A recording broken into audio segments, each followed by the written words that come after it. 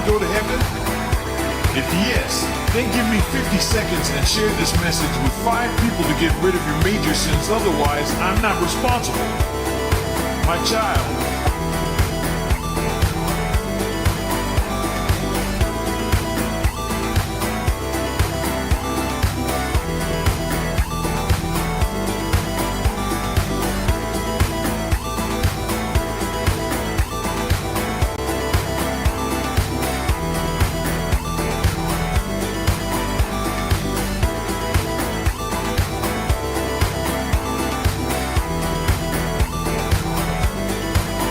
Want to go to heaven? If yes, then give me 50 seconds and share this message with 5 people to get rid of your major sins. Otherwise, I'm not responsible. My child.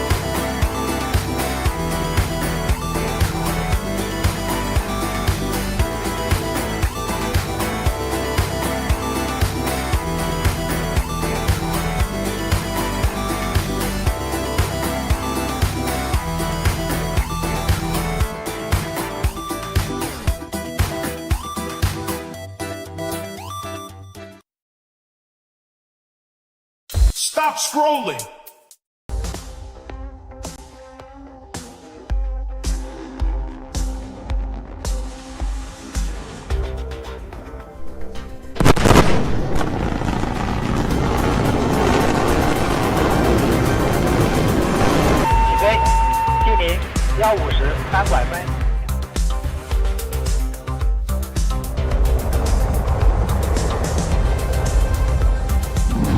Allumage 2ESR, décollage. And liftoff of New Glenn 3.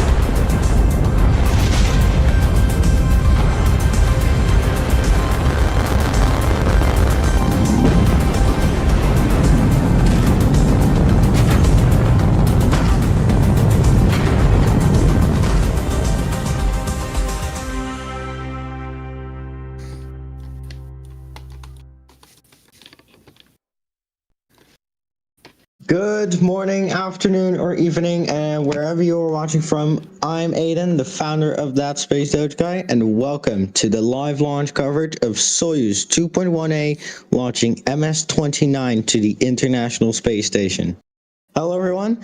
I'm here joined today by Max, my co-commentator for today. Hello. Hello. How are you doing today, Max, for this launch? We're doing pretty good. I'm excited for this launch. Obviously, Indeed. Soyuz doesn't really fly too often, so I'm excited for Soyuz. No. Yeah, indeed. Seems like they're doing something with their coverage. Okay, we're just gonna let that play out. Anyway, like we said, today is the launch coverage of Soyuz 2.1A with MS-29. I've turned on camera. So, yeah, with this launch as well, do want to say the return of advertisements on rockets is back. Right? Because I just saw a video of that. We finally have advertisements, to call them, on rockets again.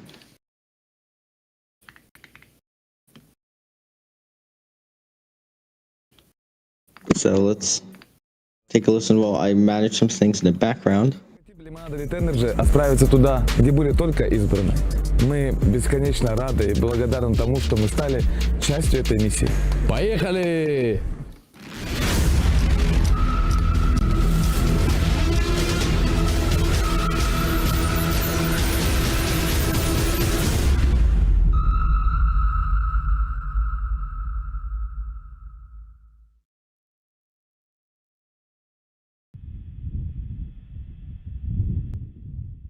And we're back to live views of the Soyuz rocket. Now, Max, about the history of advertisements on rockets, can you tell us more on the history of advertisements on rockets. Yeah, advertisements on rockets. Usually, advertisements are pretty unheard of in spaceflight. Russia is really the only company who does this, and really, there's no advertisements on a rocket other than the rocket's logo, maybe the customer's logo. That's really it. But Russia has done some advertising. Some of the most famous ones are the Pizza Hut logo on the Proton rocket to deliver their pizza to the ISS. They had a World Cup logo for the Russian 2018 World Cup. And now we see this new company. I do not know much about them, but I am excited to see advertising in rockets again because it has been a bit of a long time. Indeed. Yeah. Kind of missed it. But glad to see it back now. Just working on the countdown. Unsure what that was. Make rocket go now. Well, you're gonna have to wait 2 hours because or less than 2 hours from now is the launch expected.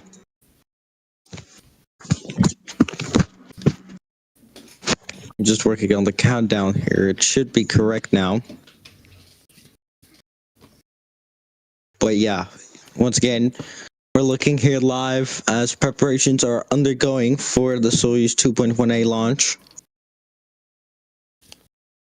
I really don't see anyone here at the moment at base, so looks empty, which is kind of surprising because we're still far from launch.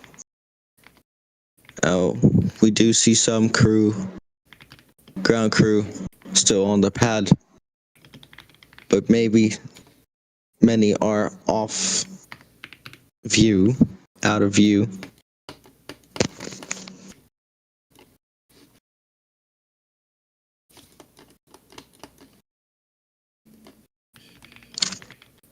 So yeah, okay, seems like we're seeing more pop up now.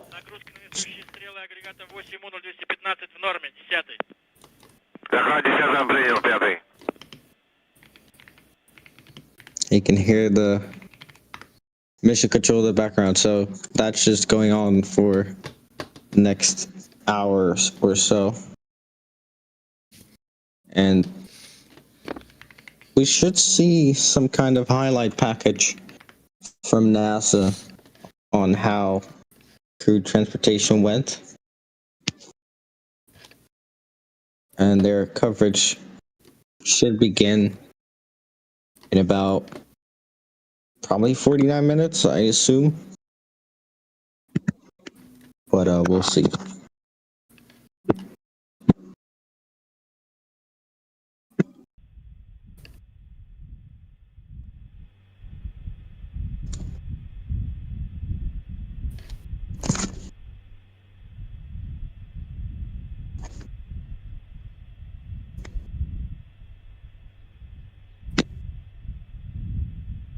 Now, for the stream, we are going to have some bits where we're going to be quiet.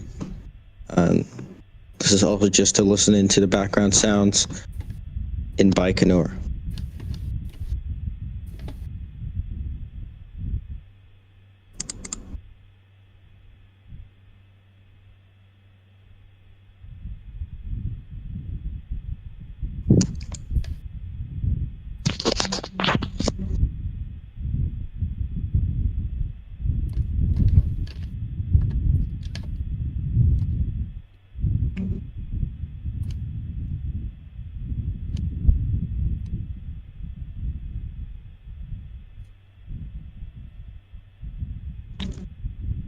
Now, for the people who have any questions, just make sure to ask them in the chat. We will answer them to the best of our abilities to answer your questions, if you have any, of course. And until then, we're still looking at the Soyuz 2.1A rocket.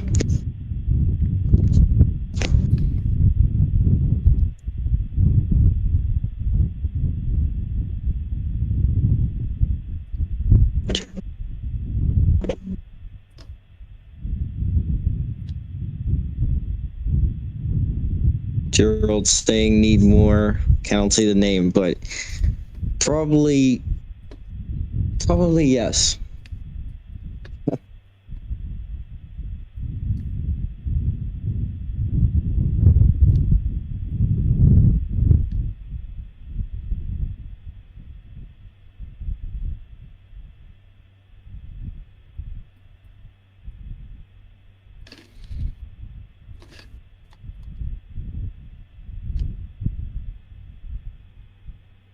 Now, of course, we did not see live views of the astronauts going into the rocket.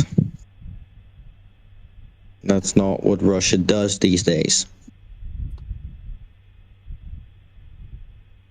I remember seeing that about 4 years ago.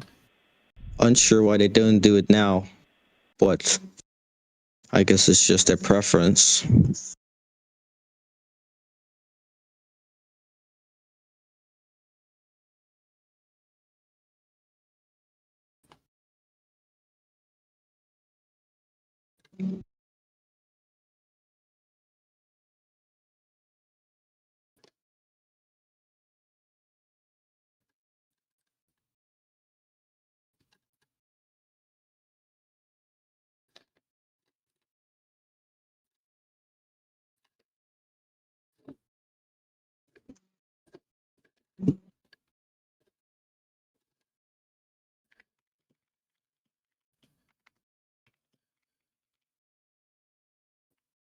Two seconds.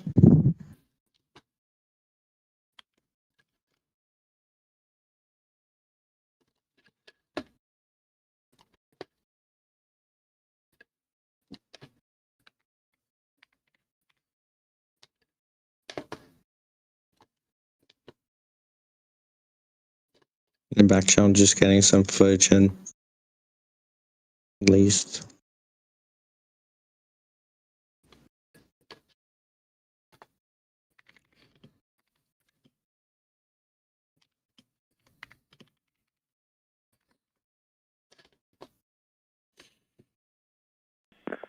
Пятый. Содержание кислорода в сооружениях, помещениях стартового комплекса в норме. 50-й. Доклад 50 принял. 5-й.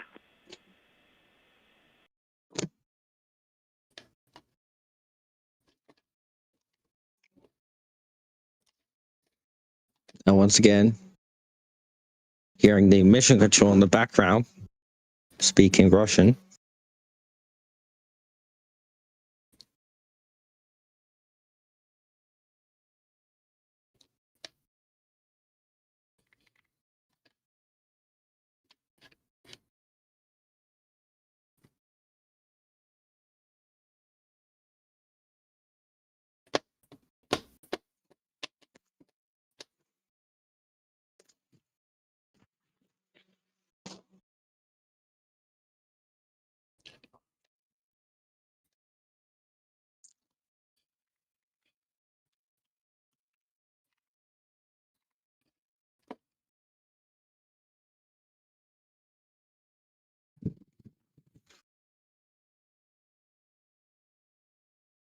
Now, from the time now until docking, it is going to be a long while.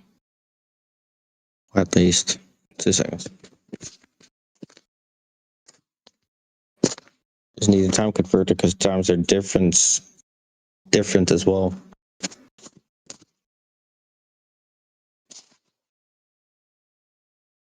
So the likely thing we are going to do here is stay live until docking is completed.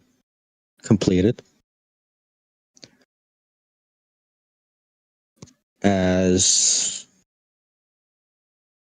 the docking should be a little more than 3 hours after launch, so that's pretty much fine. We'll have the NASA International Space Station feed on while we are coasting, and then at approach and docking, NASA will do their live coverage. I believe Roscosmos will be doing their live coverage as well.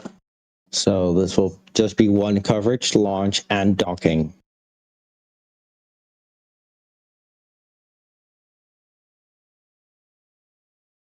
unless some have other ideas.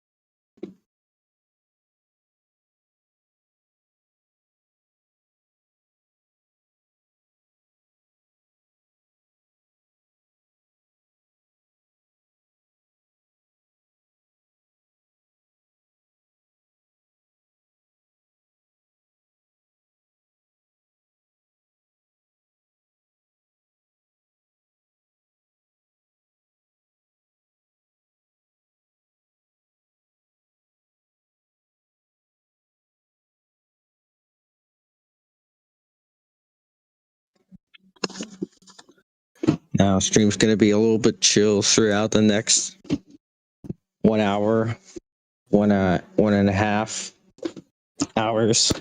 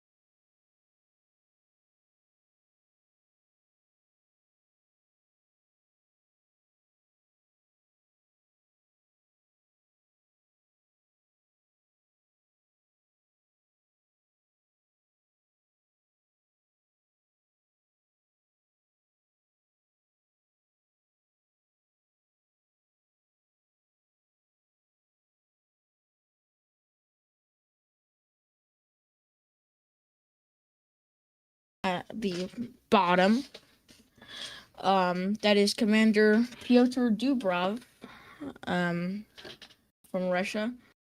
In the middle, we have flight engineer. We have flight engineer Anil Menon. And at the top, we have the other flight engineer, Anna Kikina. All right, thank you so much for that crew introduction and name.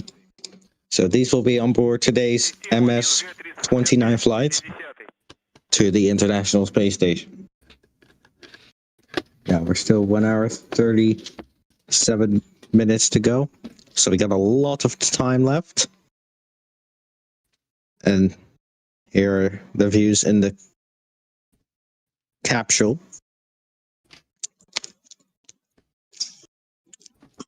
As well called the re-entry capsule.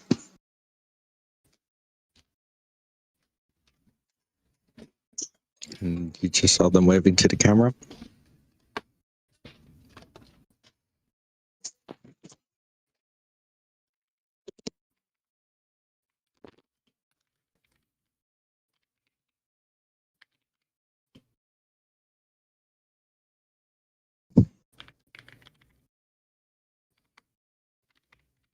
Now this crew will spend about 8 months at the International Space Station, while the MS-28 crew will be coming back sometime next week, I believe. Something like that. 1.5 weeks from now.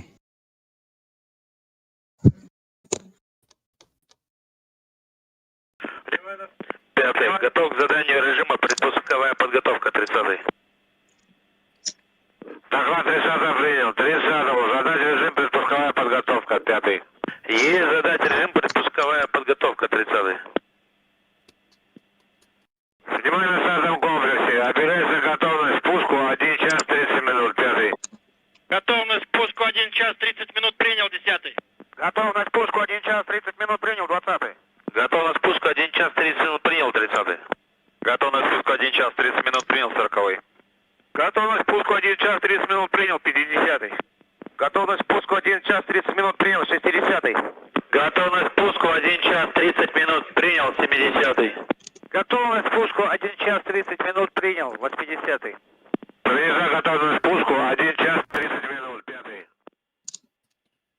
Anyways, you were talking about how they were in the reentry module. So that is one of 3 modules on the Soyuz. Now this is a graph for the Soyuz TMA. They were riding on the Soyuz 2.1A, but this is just to give you a visual example. So at the top we have the orbital module. This is where they live. This is where the docking port is. This is like a nice living quarters area. In the middle of the descent module, this is where the crew is currently sitting right now. This is where they stay for launch and landing of Soyuz. And then at the bottom is the instrument/propulsion module, where they have RCS engines and solar panels for power. And that powers the entire spacecraft. At launch, all 3 of these modules go up, dock to the space station, undock. Once they're ready to return to Earth, all 3 modules separate from each other, and the descent module heads back to Earth. The orbital module and propulsion module are not supposed to survive re-entry, so they end up burning up. The descent module, which holds the crew, is the only module that survives and lands.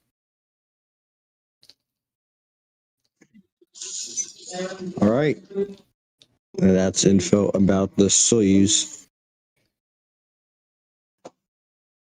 itself here, the Soyuz TMA.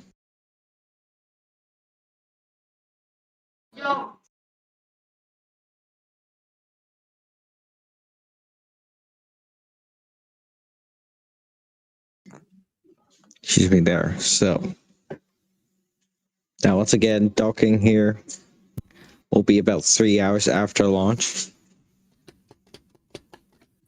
So not sure if they're going to stay seated for the entire 3 hours. I believe they do.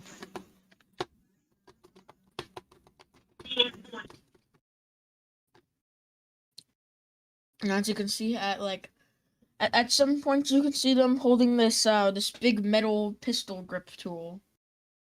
That is used to flip switches, press buttons on the spacecraft if they can't reach them.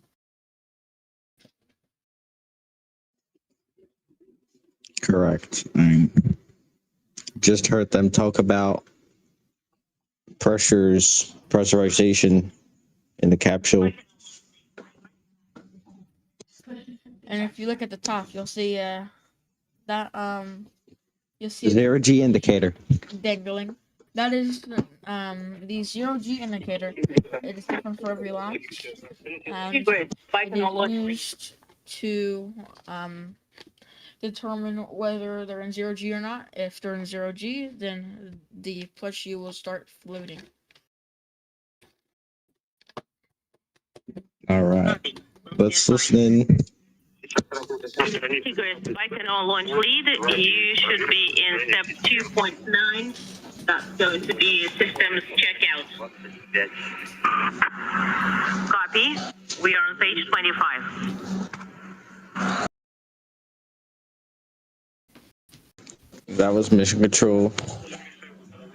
Translated. Central panel has the control. Copy.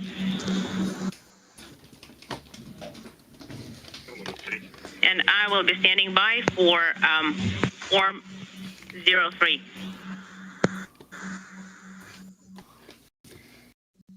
So that's just them talking for mission control. This is the translated version. So NASA mission control translates that in English, so the mission control understands. Mission control Houston understands. Egress 2, Baikonur launch lead. I am ready to read out form 03 to you for page 25, and we are ready to copy. At Working on stage 25. 43. For line 1. 164. Line 4, 22.2. 209, line 6, 210, line 7, 799, line 8, 1208, line 9, 22.9. All right. Well, they go ahead with their stuff overhead in mission control. 768, line 12. While they go over their stuff in mission control, let's actually take a quick listen before we continue on with the program. 16739. Line 17, 0, 18, 0, 19, 3 to 7, line 20, 1.1, line 21, 0.8, line 22, 331, line 23, 330, line 24, 0, line 25, 0, line 26, 339, 222. 803.2, line 29, 5.5, line 30, 11.1, line 31, 1, line 32, 0, line 33, 1, 2, 3, 6.0.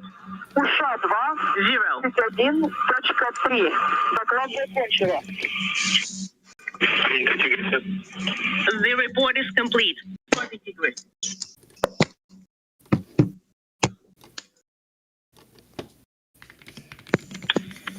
End of transmission. End of transmission. There we heard that. Now, just give us a second here. No, I'm using the first. Oh, hold on. Tigris Baikonur launch lead. I am ready to give you a clock sync with the count. All right, we'll focus on the mission control over there later. Let's now go over to Max to explain some stuff about the Soyuz 2.1A rocket.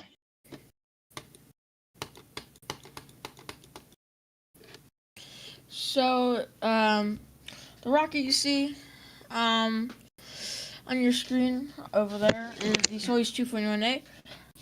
Here is a model of the Soyuz rocket. This is actually the FG model, but Basically everything is the same. It's just upgraded avionics structural stuff. So the first stage is those 4 boosters on the side, and so those boosters are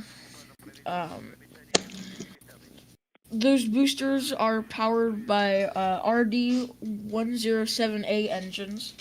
They have 4 engines and 2 Vernier engines, and then those 4 boosters once empty separate into a cool formation known as the Korolev class, which is named after Russian engineer Sergei Korolev. The second stage is, as you see, the core is holding all 4 of those boosters. It is powered by an RD-108 engine, which has the same 4 engines, but it has 4 Verniers instead of 2 down the boosters. Next is stage 2. Stage 3, which you can see is more on the top there. Lead checks. The Soyuz 2.1A uses the RD-0124 engine. And finally is the payload section where Soyuz is sitting, and on top of that is the emergency escape system. They have a low altitude version and a high altitude version of this system. The low altitude version is that escape tower, and the high altitude version is motors built into the fairing. When the capsule needs to abort, depending on what altitude they're at, either motor will fire, and the grid fins will deploy on the fairing, as you see right there. Famously, the Soyuz aborted on MS-10 on October 11th, 2018, when the booster separation failed on Soyuz, and they used the high altitude abort.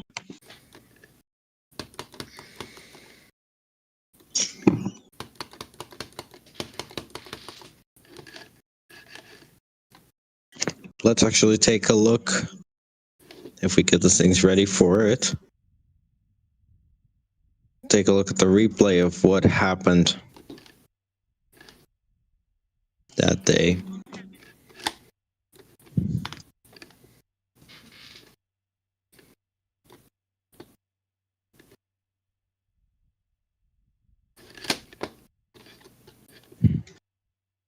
Yeah.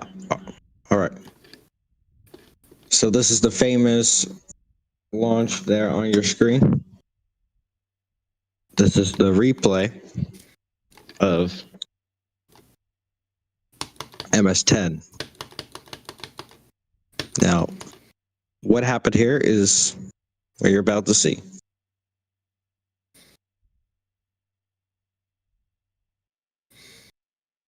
So what happened is the boosters were trying to separate. They collided back with the with stage 2, started wobbling it, and they were able to successfully abort. Although they did detach the launch abort tower, so they had to use the high altitude abort option. Indeed, but we're glad that the escape was successful by itself. Really glad to see the safety measures taken for these launches.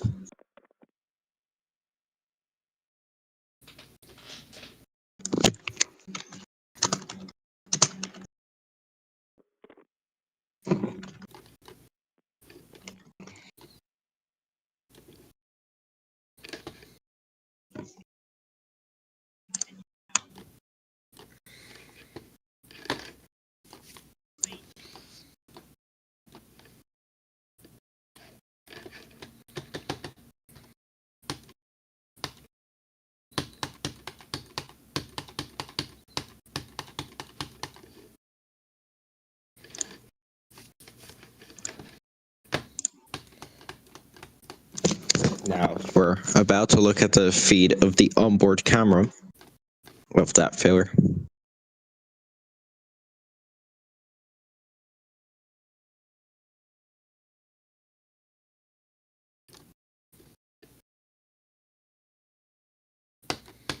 And here we have that. So this is the replay of the visual coverage and onboard cameras mixed. So you're about to see that aboard. So as you can see, right at booster separation, 3 of them successfully deployed, and then 1 of them just stuck on. And you can see the boosters, the stage 2 is really wobbling around there. Yeah. And that's not what's supposed to happen. But yeah, glad they made it out. So yeah, back to the live shot here. 1 hour 21 minutes away until the launch of Soyuz MS-29 to the International Space Station. Indeed, looking great. Brian, welcome to the stream.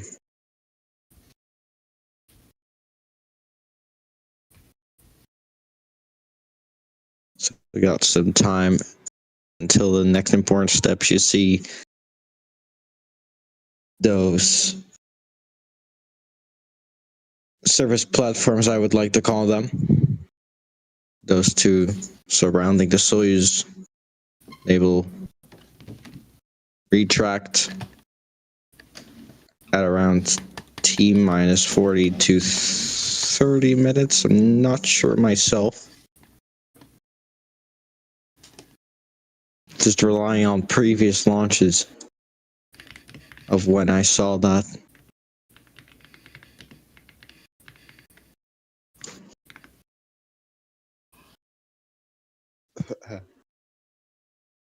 So The surface gantry starts retracting at T-minus 45 minutes. And 45 is fully retracted at T-minus 30. Okay.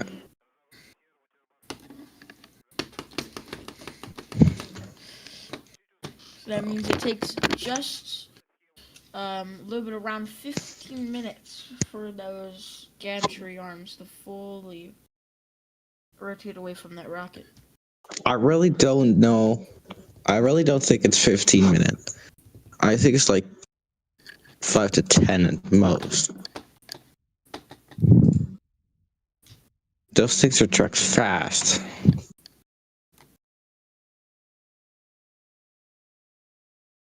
But I could be wrong. But we still are a little ways out from that event. So. Yeah. In the meantime, we are listening to the English translated mission control.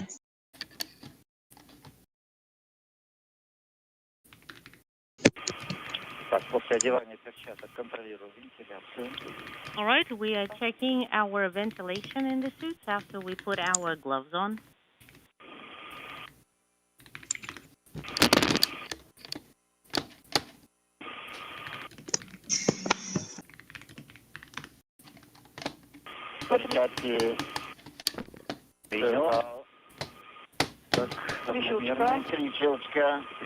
All right, I've got 3 clicks.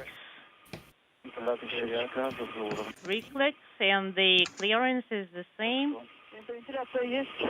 All right, I confirm that I have the ventilation. Okay. Copy.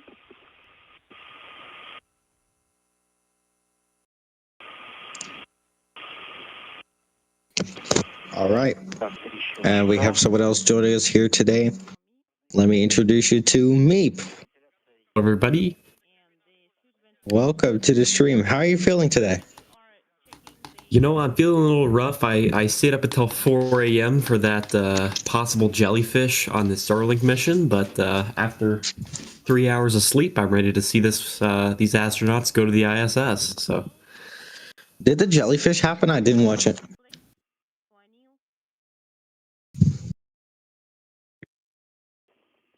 Like, did the jellyfish happen? well, we don't know. So, what do you mean we don't know?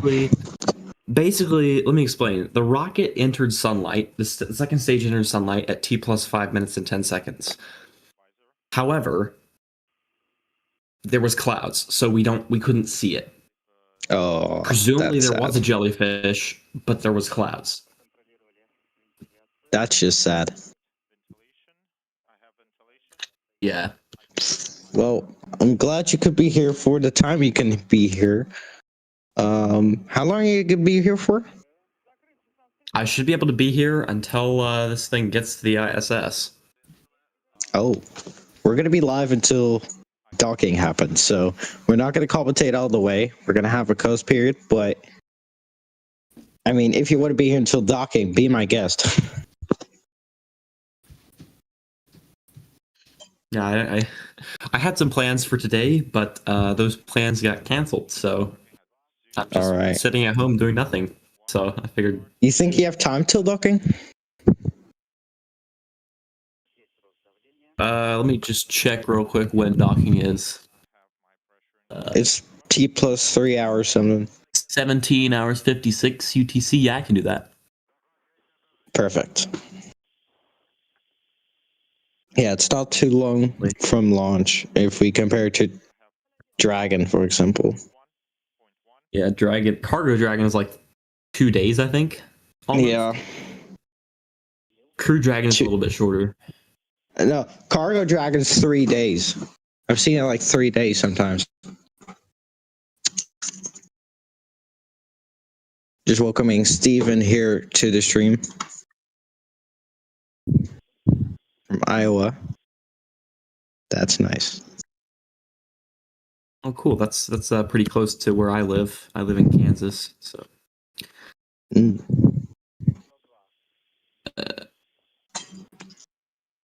Yeah. So once again, go ahead. Live chat. I'm just talking to myself. We are gonna have some quiet periods on the stream where we're just gonna have chill, not talk so much, because we have Mission Control translated in English open, so we can hear a little bit of that right now. Okay. 0.3, copy. 0.3.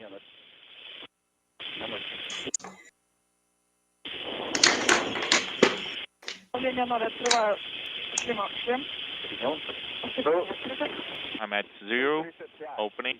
I have 0.35.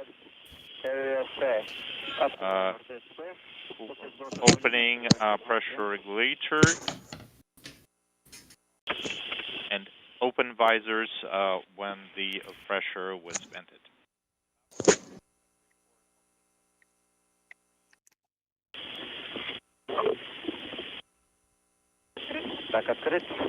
Open. Visors open. Close suit O2 valve. Copy. Результаты проверки герметичности. Leak check results from 0 to 0.1. Tigris 1, 24 seconds. Вторая ты у нас была, да? Anya, you were second. Tigris 2, 26 seconds. 34 секунды. And 34 seconds for Tigris 3. Copy. I was the first. Так. Так, поправка. Okay, correction. 4 секунды, Tigris 2, Tigris 2, 24 seconds. Tigris 1, 26 seconds. Tigris 3, 34 seconds. Copy. From 0.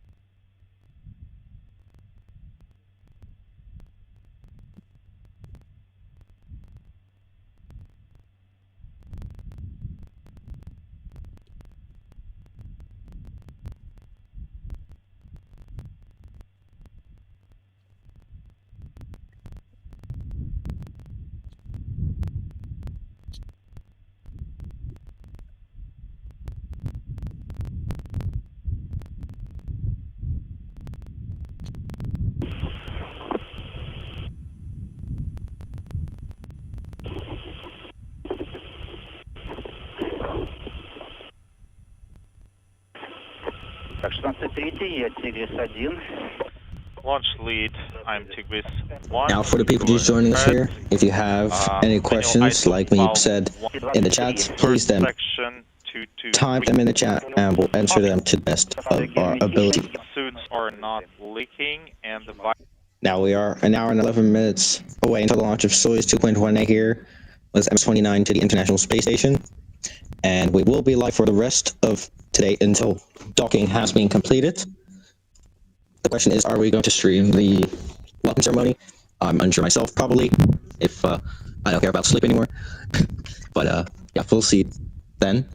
And in the meantime, we're continuing to listen in with audio from the astronauts, translated into English.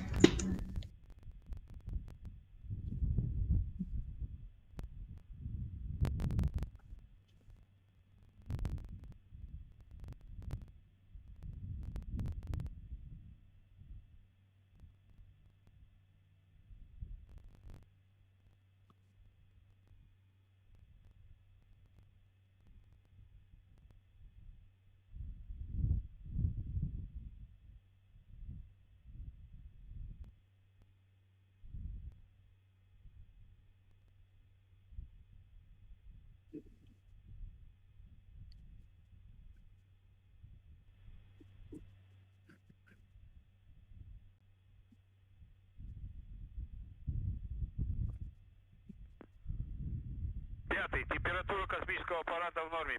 50. Захват 50 принял. Пятый. Пятый. Содержание кислорода в сооружениях, помещениях стартового комплекса в норме. 50. Захват 50 принял. Пятый.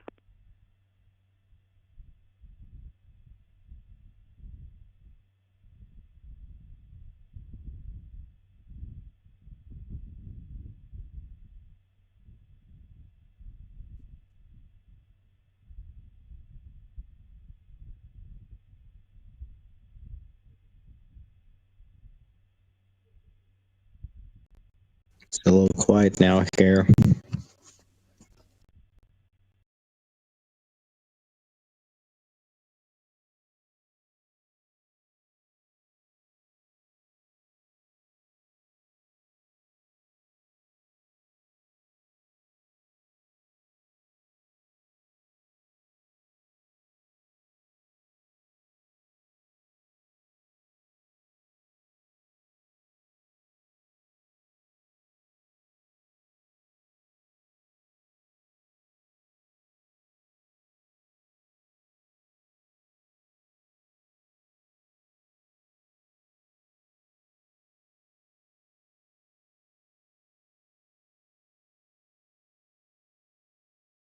As we're coming up to an hour until launch.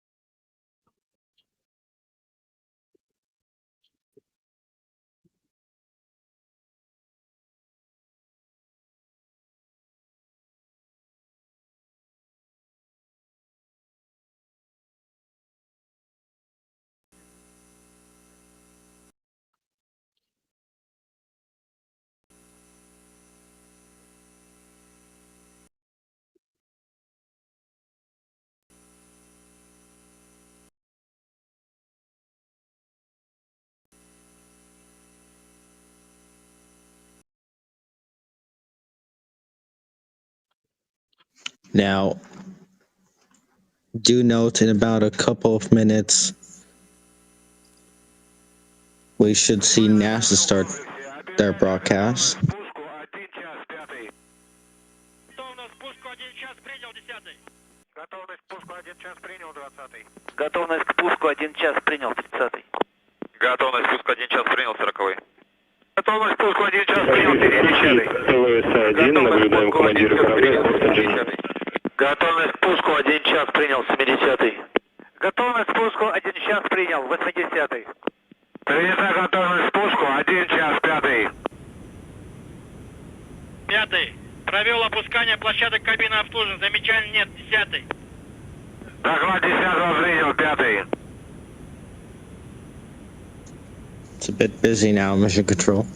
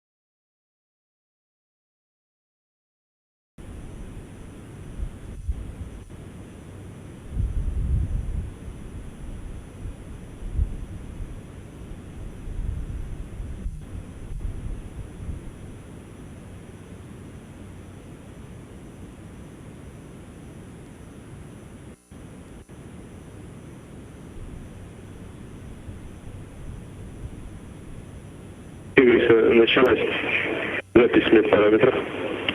Tigris, we started medical parameter recording. Copy. Установка 8G332 включена. С борта отстыкована. Замечаний нет. 50-й. Доклад 50 принял 5-й.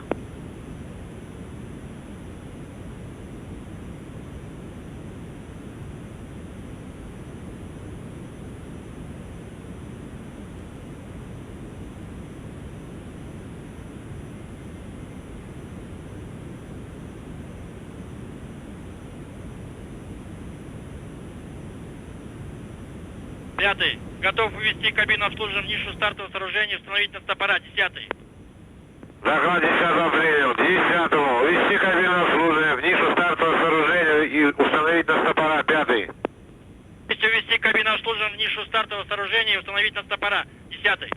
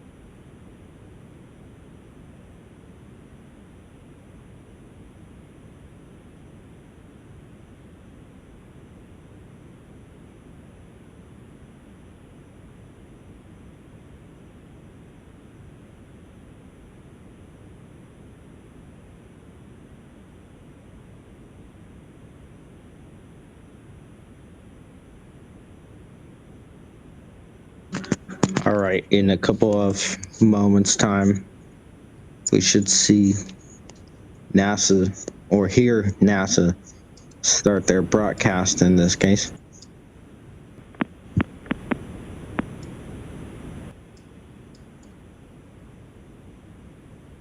Once again, you see those astronauts on the screen.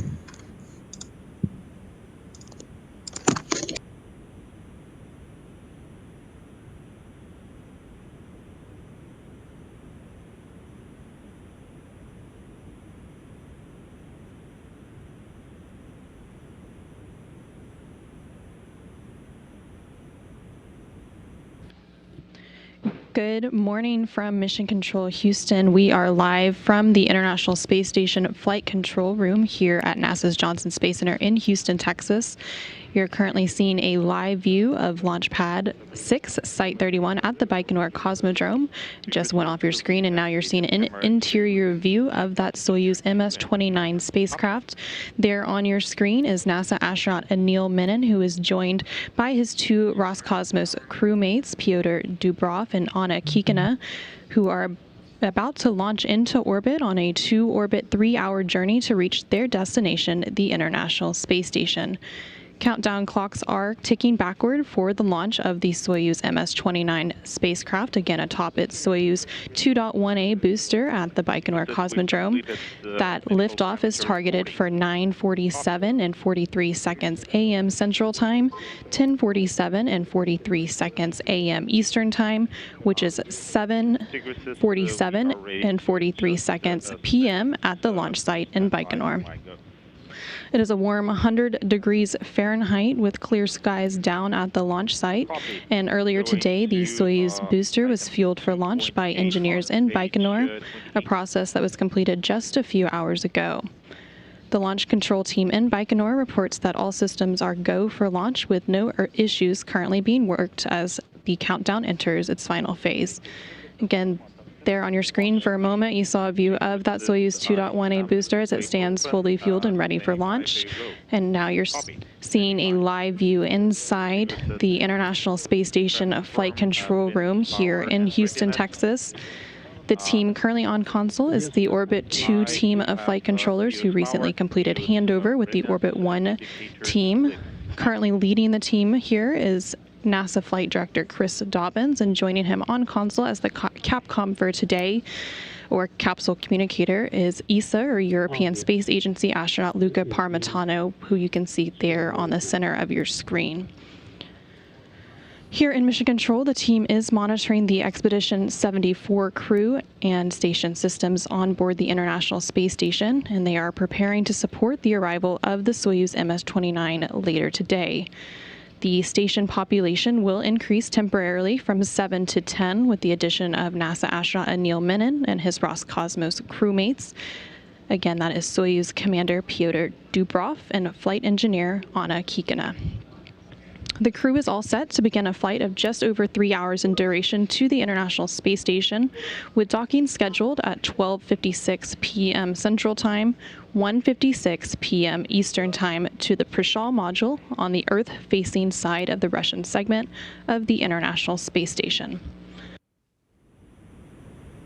Around 2.5 hours after docking, the hatches will be open between the newly arrived Soyuz spacecraft and the space station. Menon, Dubrov, and Kikina will then be greeted by Station Commander Sergei Kudzvirshkov and his crewmates Roscosmos cosmonauts Sergei Mikhaev and Andrei Fedyaev. NASA astronauts Chris Williams, Jessica Meir, and Jack Hathaway, along with European Space Agency or ESA astronaut Sophie Adono, will also be on hand to greet the newly arrived crew. After a handover of about 2 weeks, NASA astronaut Chris Williams and his Roscosmos crewmates Sergei Kudzvirshkov and Sergei Mikhaev, who you can see there on your screen, will depart in their Soyuz MS-28 spacecraft on July 26th, heading for a parachute-assisted landing on the steppe of Kazakhstan after spending about 8 months on board the International Space Station, conducting hundreds of scientific investigations and research demonstrations. Menon and his crew will remain on board the orbiting laboratory through March of next year, returning home at that time with Dubrov and Kikina on the Soyuz MS-29 spacecraft, which they are currently on board, and again, waiting that liftoff later today in just about 58 minutes from now. Menon's launch today mirrors that of Roscosmos cosmonaut Andrei Fedyaev, who launched to the space station this past February on a SpaceX Dragon spacecraft as part of NASA's SpaceX Crew 12 mission, providing a reciprocal crew exchange capability to maintain safe and continuous space station operations. Number 9. 16. There on your screen again, you can see live view inside the International Space Station Flight Control Room here in Mission Control, Houston. Again, the Orbit 2 team of flight controllers is currently on console. They came on console a little over an hour ago and completed that shift handover with the Orbit 1 team. And this Orbit 2 team will remain on console for the duration of today's dynamic operations, all the way through docking and hatch opening later today. Again, they are being led by NASA Flight Director Chris Dobbins. And the Capcom for today, or capsule communicator, is ESA, or European Space Agency astronaut Luca Parmitano. Parmitano is a veteran of 2 space flights to the International Space Station, both on the Soyuz spacecraft, so he has that experience on the Soyuz, which of course is what we are focusing on today. And now he is also training for his 3rd mission as pilot for NASA's Artemis 3 mission.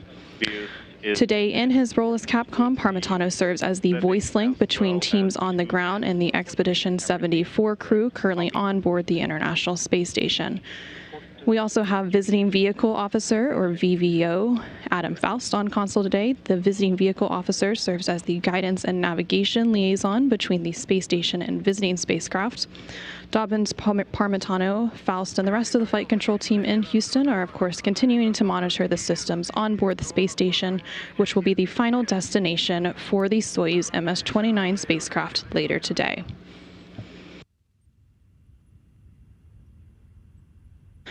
And you're now seeing a live view off the balcony of the Russian Mission Control Center, which is located in Koryov, just outside of Moscow in Russia. And launch through spacecraft separation is controlled at the blockhouse in Baikonur. At the time of spacecraft separation, flight control will then be transferred to the team at the Russian Mission Control Center. The teams in Mission Control Houston, as well as the Russian Mission Control Center, work together to operate as an integrated team for Soyuz operations and share telemetry, data, and voice loops throughout the dynamic operations, with the flight directors between both control centers communicating throughout.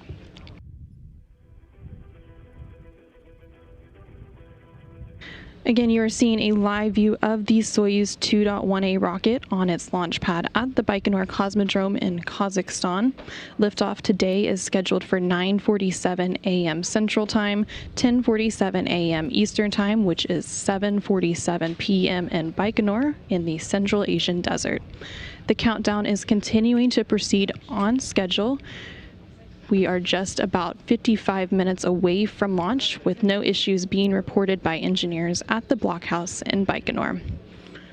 Atop the Soyuz 2.1A booster, strapped into their seats in the descent module of the Soyuz MS-29 spacecraft again, are NASA astronaut Anil Menon and his Roscosmos cosmonaut crewmates Pyotr Dubrov and Anna Kikina.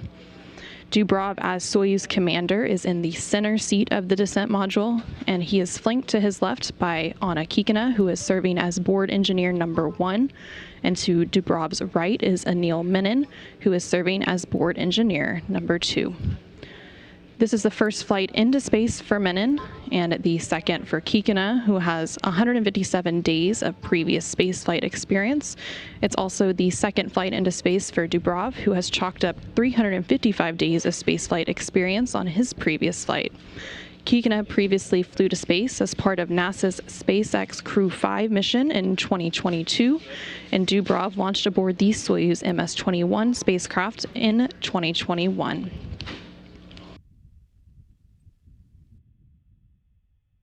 Again, clocks are continuing to tick backward, just under 54 minutes until launch of the Soyuz MS-29 crew to the International Space Station.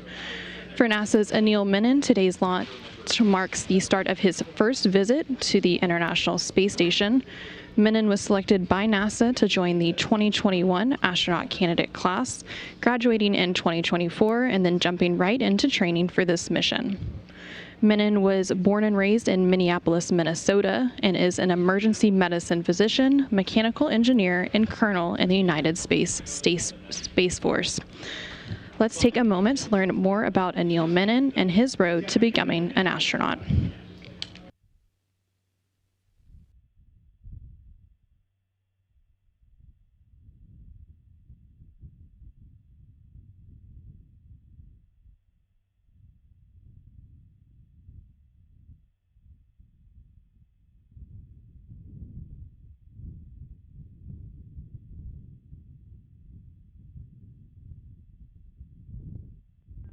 Запись медпараметров экипажа проведена. Замечаний нет. 60. 60. Reporting. Report received.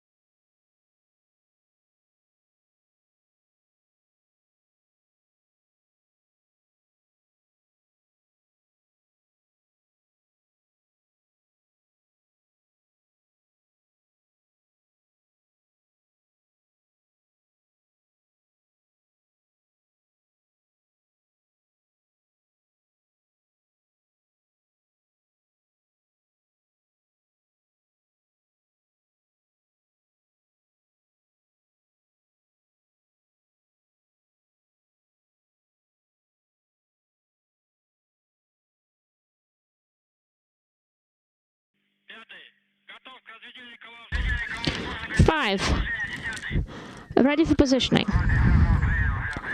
Copy the report.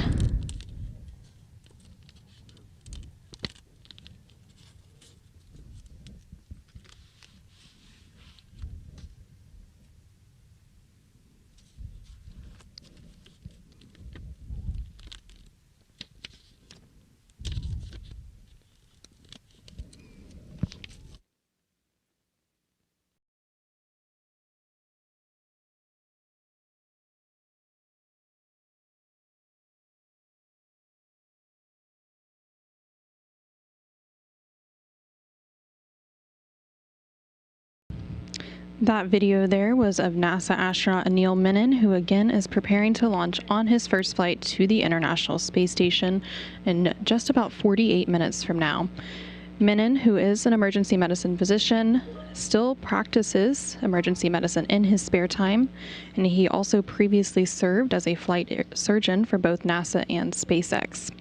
If you're just joining us, you are seeing a live view of the Soyuz MS-29 spacecraft atop its Soyuz 2.1A booster on the launch pad at Site 31 at the Baikonur Cosmodrome in the Central Asian Desert.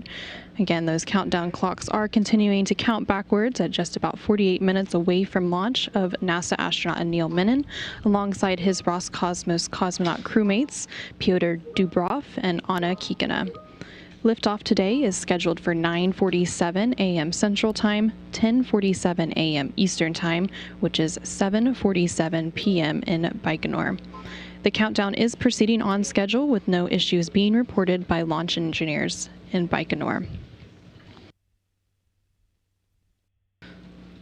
There on your screen, you can see video of some of the preparations leading up to today's launch. So ahead of today's launch activities, the crew flew to the Baikonur Cosmodrome from their training base at Star City, Russia on June 29th to complete final pre-launch training and inspections of their Soyuz spacecraft.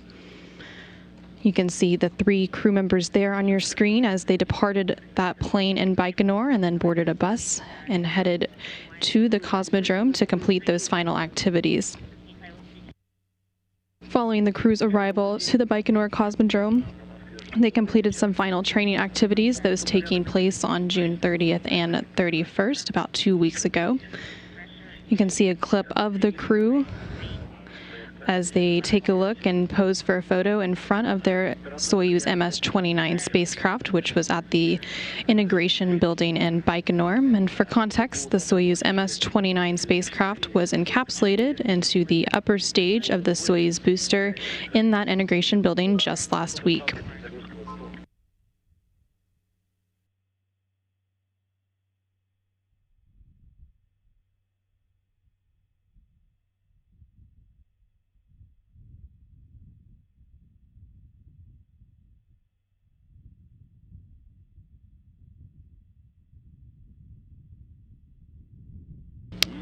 There on your screen now, you can see a view of the crew's zero gravity or zero G indicator, which is actually 3 different zero G indicators all hooked together. So each crew member had the opportunity to choose and fly a zero G indicator, and Anil actually chose to fly a plush dog in remembrance of his family dog, which was a black German Shepherd named Sirius Black, who passed away earlier this year. And you're now seeing footage of the crew with their spacesuits, and in addition to the final checkouts of the Soyuz spacecraft, the crew also completed fit and pressure checks for their spacesuits, or Sokol suits, following their arrival to Baikonur. And these are those pressure suits that you can see them wearing there on your screen that they wear on board the Soyuz spacecraft during launch, docking and undocking, and re-entry. Those suits provide a safe environment for each crew member, and they are part of the crew survival system equipment. And from left to right there was NASA astronaut Anil Menon, and he was joined by the commander of the Soyuz spacecraft, Pyotr Dubrov, and Anna Kikina.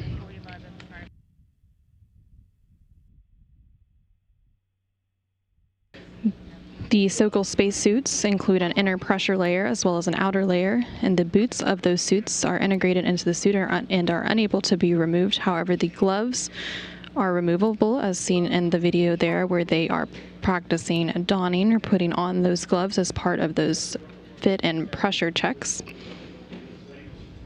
The gloves are attached to the suit with wrist couplings, and just a few minutes ago we also heard the crew confirm that they have put those gloves on and also had closed their visors in preparation for today's launch, and they were ensuring that the suits were ready to go for that launch. Again, we are about 44 minutes away from liftoff later today. And the crew did begin their quarantine period once they arrived in Baikonur, so all of the individuals in these clips are also part of that quarantine requirement alongside the crew. Ahead of all spaceflight missions, astronauts undergo a mandatory quarantine, which restricts contact with those outside of the quarantine to ensure that the crews don't contract an illness that could delay a mission. Again, all of this footage was previously recorded in the preparations leading up to today's launch video. And as the 3 crew members completed their training in Baikonur, the Soyuz MS-29 spacecraft was encapsulated into the upper stage of the Soyuz booster in the integration building just last week.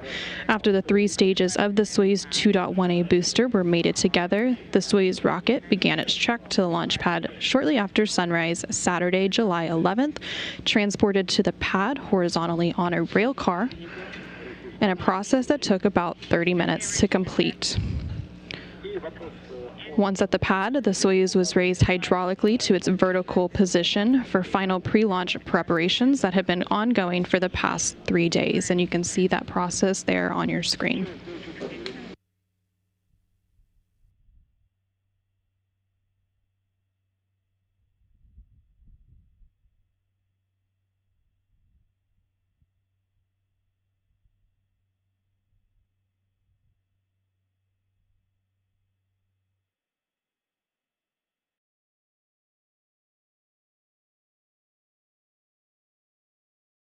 As we continue to monitor the countdown with clocks ticking backward, we are now again showing that live shot of the Soyuz 2.1A booster with the Soyuz MS-29 spacecraft on top and currently seated and strapped in, ready for today's launch. Inside that Soyuz spacecraft are NASA astronaut Neil Minin and his Roscosmos crewmates Pyotr Dubrov and Anna Kikina. The clocks for today's launch are continuing to tick backwards. We're about 42 minutes away from launch of the next crew to the International Space Station. Out on the launch pad at Site 31 at the Baikonur Cosmodrome, again, the Soyuz booster is poised for launch, fully fueled with kerosene and liquid oxygen as the propellant.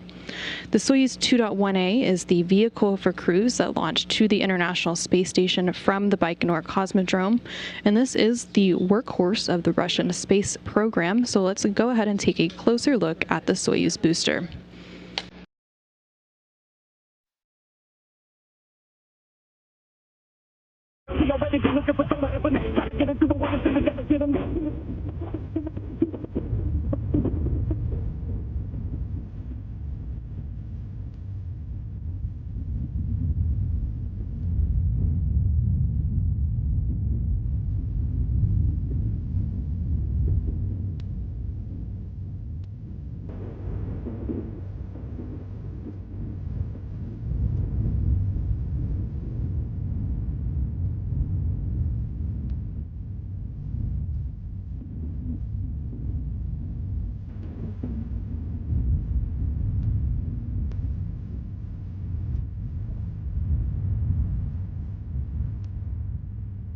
Again, that was a look at the Soyuz 2.1A booster, which is the ticket to ride for the Soyuz crews to the International Space Station. And you're now again seeing that live view of the launch pad where the Soyuz 2.1A booster and its Soyuz MS-29 spacecraft are stacked and ready for launch. The clock continuing to tick backwards. We're about 40 minutes away from that launch of NASA astronaut Neil Minin alongside Roscosmos cosmonauts Pyotr Dubrov and Anna Kikina. Atop that Soyuz 2.1A booster and strapped into their seats in the descent module, which is the center section of the three-section Soyuz capsule, are Minin, Dubrov, and Kikina.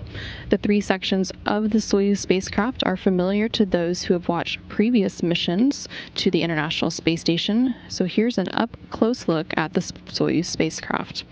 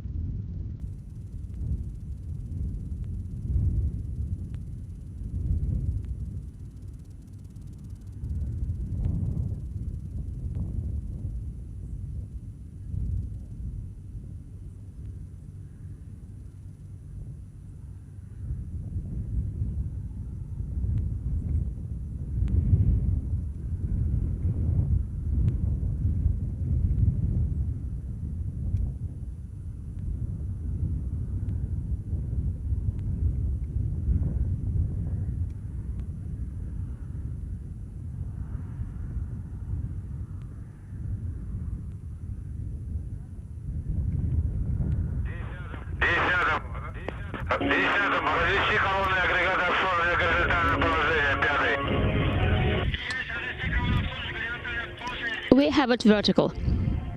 Copy.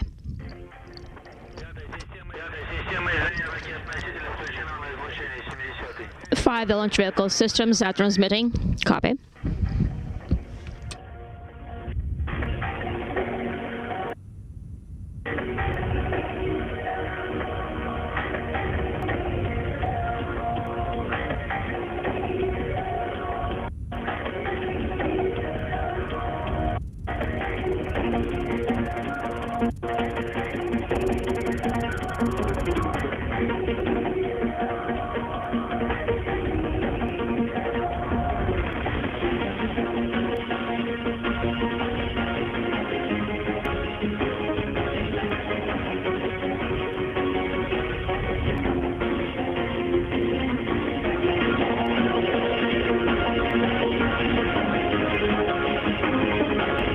Again, that was a look at the Soyuz spacecraft, and now you are seeing a live view of the Soyuz 2.1A booster, and that Soyuz MS-29 spacecraft is encapsulated inside there.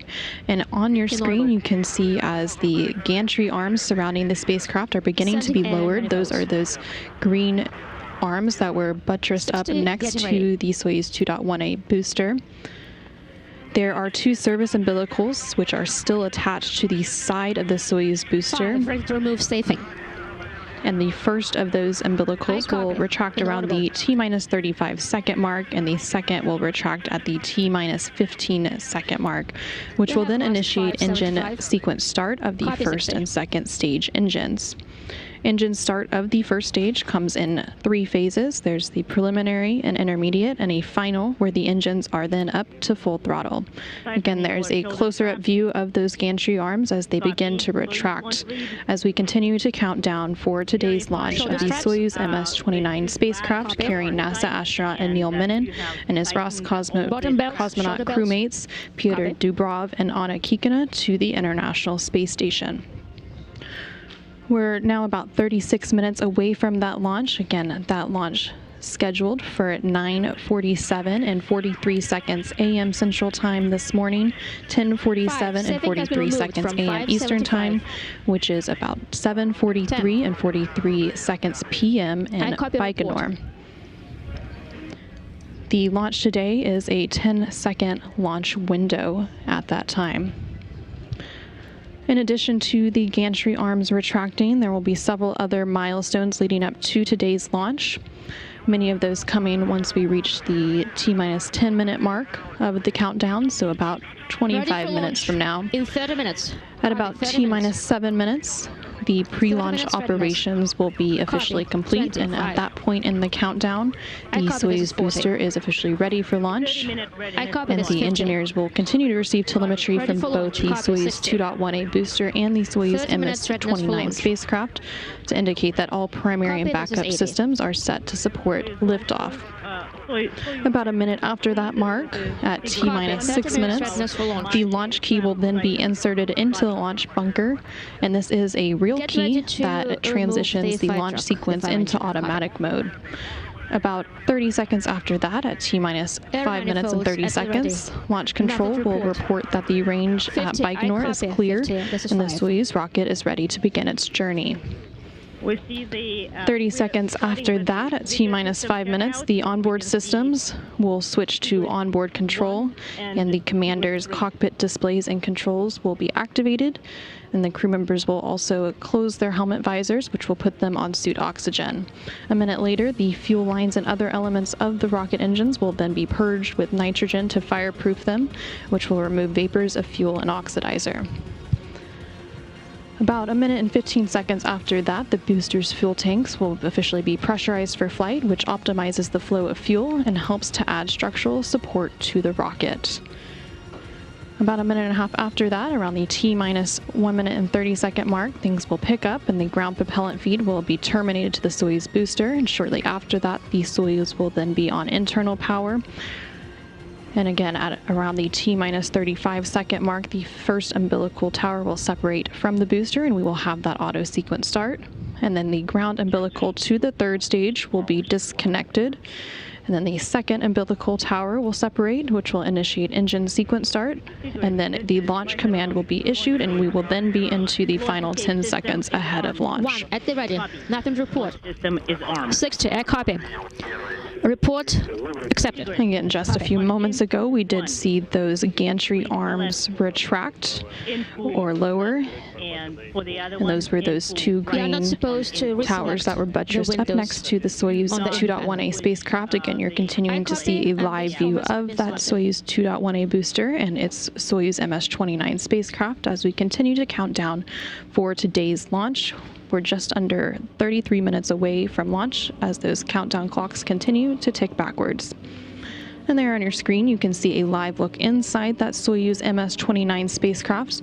In the bottom portion of your screen is the Soyuz commander for today, who is Roscosmos cosmonaut Pyotr Dubrov.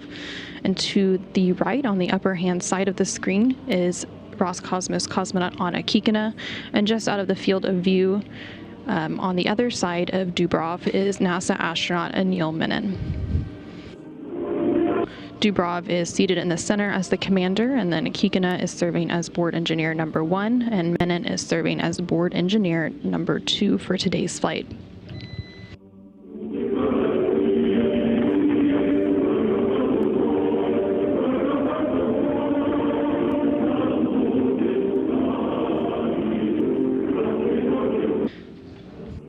You briefly heard some music there, and that music you hear is music specifically chosen by the crew, and it's piped into the descent module of the Soyuz for the crew to listen to and help them relax at this point in the countdown.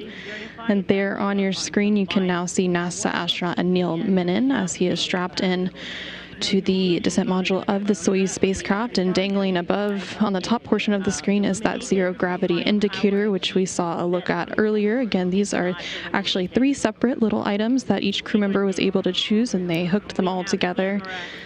So for Anil, he chose to fly a plush dog, which was in remembrance of his family dog, which was a black German Shepherd who recently passed away.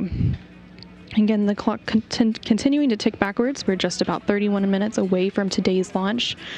That launch scheduled for 9:47 a.m. Central, 10:47 a.m. Eastern, which is 7:47 p.m. in Baikonur.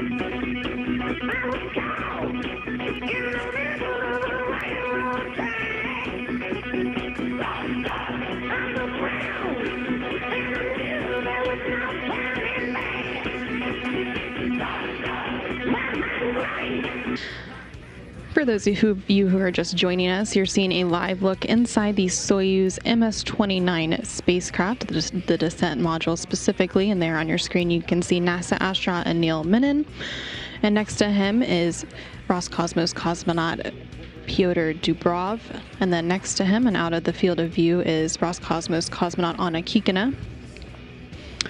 The trio is set to launch on top of the Soyuz 2.1A rocket from its launch pad at the Baikonur Cosmodrome in Kazakhstan. Again, that liftoff scheduled for 9:47 a.m. Central Time, 10:47 a.m. Eastern Time, which is 7:47 p.m. in Baikonur in the Central Asian Desert. The countdown is continuing to proceed on schedule with no issues being reported by engineers at the blockhouse in Baikonur. Again, following today's launch, the Soyuz MS-29 will have a 2-orbit journey ahead of it before docking to the International Space Station. That docking scheduled to take place later today at 12:56 p.m. Central, 1:56 p.m. Eastern to the Brishal module on the Earth-facing side of the station's Russian segment. Once the crew docks, teams will work through procedures to conduct leak checks and pressurization of the vestibule, which is the space between the Soyuz hatch and the station hatch, exposed to the vacuum of space prior to that docking. In preparation for hatch opening, that pressurization will take place along with leak checks, and following this morning's launch, we will return on air for docking coverage at 12:10 p.m. Central, 1:10 p.m. Eastern, with hatch opening coverage taking place at 2:30 p.m. Central, 3:30 p.m. Eastern. Once the hatches are open, the newly arrived Soyuz MS-29 crew will join the rest of the Expedition 74 crew on board the International Space Station for a brief welcoming ceremony, and then begin a handover with the MS-28 crew, who will return to Earth later this month, returning NASA astronaut Chris Williams back to Earth. And during his 8-month stay as part of Expedition 74 and 75, NASA astronaut Anil Menon will conduct scientific investigations and technology demonstrations to help prepare humans for future exploration missions to the Moon and Mars, which will benefit people on Earth. one of those experiments is called in-space production of semiconductor crystals. Researchers are continuing to fine-tune in-space production of semiconductor crystals to enable large-scale manufacturing and boost the development of a low Earth orbit commercial economy. These complex materials are critical for high-performance computing, augmented reality, aerospace, and autonomous and artificial intelligence systems. Another experiment that Anil will support is known as Venus Flow, which studies astronaut vein structure, blood flow, and blood composition in microgravity to identify if physical differences cause blood flow abnormalities during spaceflight. Researchers will look to see if there are correlations between these factors and work to develop preventative measures for at-risk crew members. Pressure of water as 22.4.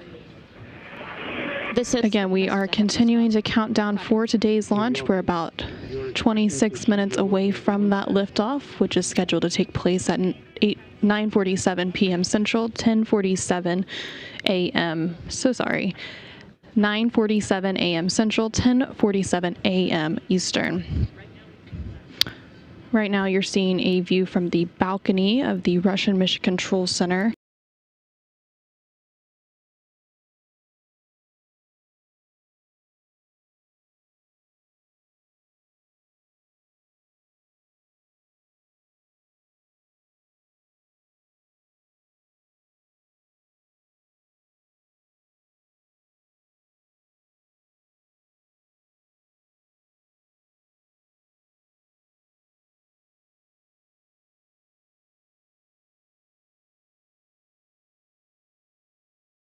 Houston recently did do a go no-go poll to indicate station readiness to receive the Soyuz spacecraft.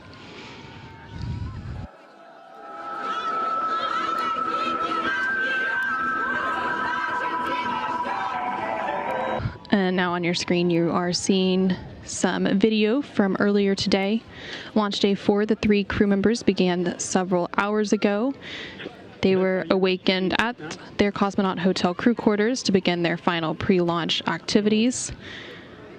The crew then signed their names on the doors to the rooms in the cosmonaut hotel where they spent the past 2 weeks. And then to traditional farewell music, the crew departed the cosmonaut hotel and boarded a bus, that bus there on your screen, for about a 35-minute ride to the integration and suit-up facility at Building 254 inside the Baikonur Cosmodrome.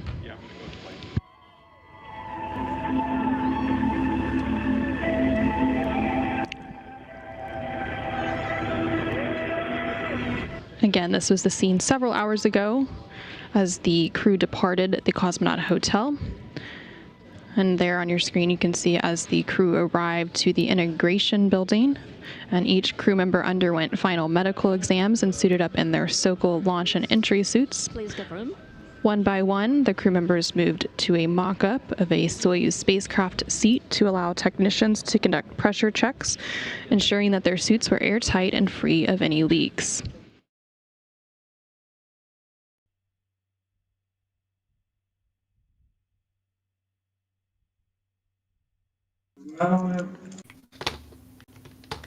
And welcome back, everyone, to the live coverage of Soyuz 2.1A with MS-29 to the International Space Station. We are 23 minutes and 48 seconds until the launch, and today I'm once again joined by the following. Max, welcome as well. Hello. Hello, Max. And also joining us today will be Meep. Hello, everybody. Welcome to the stream, Meep. How are you doing today? How have the last few, probably hour, been?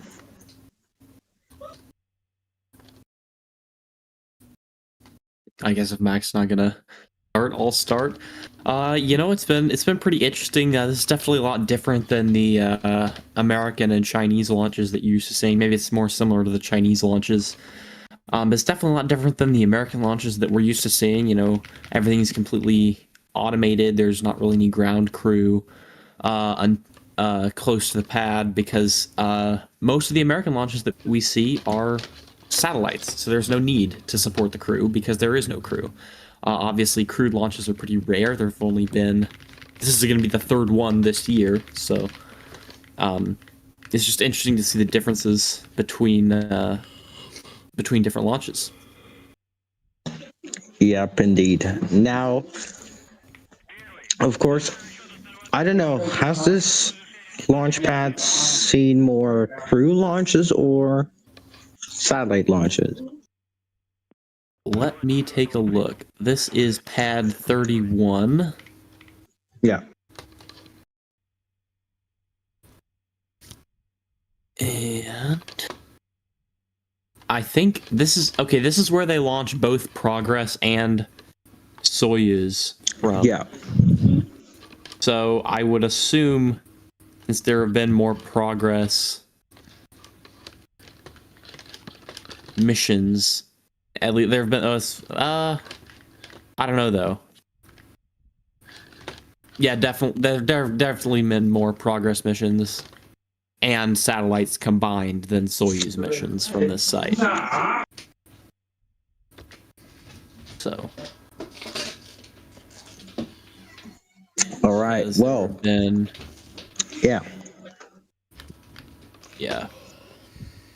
I mean, even just looking at the new, I guess not really new, but MS missions, there have been 34 Progress missions and 28 Soyuz missions. So. That's interesting. Well, yeah. So, of course, the 29th. 29th, yeah. I believe there have been crew launches before, but just not named Soyuz MS. Yeah, before the Soyuz MS, there was different variants of Soyuz. So MS, I believe, let's take a look here. MS.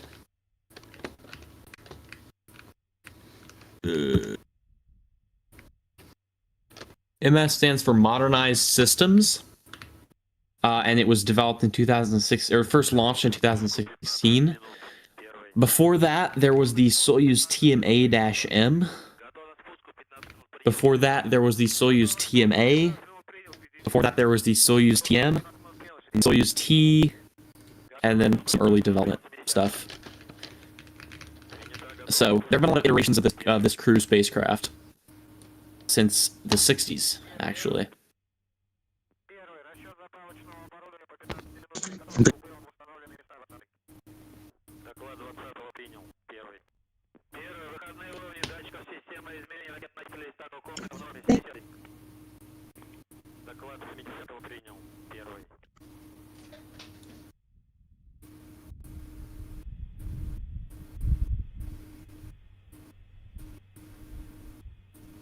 Slowly just listening in to mission control again.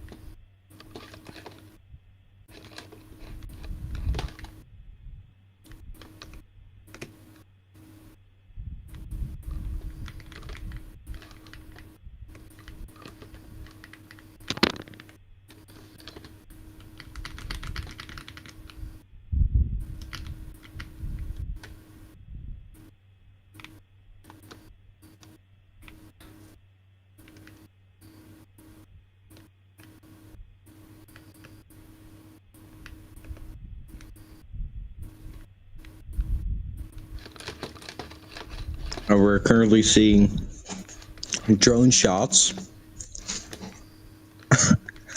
Max. We're currently seeing drone shots of the Soyuz and Baikonur Cosmodrome Site 31.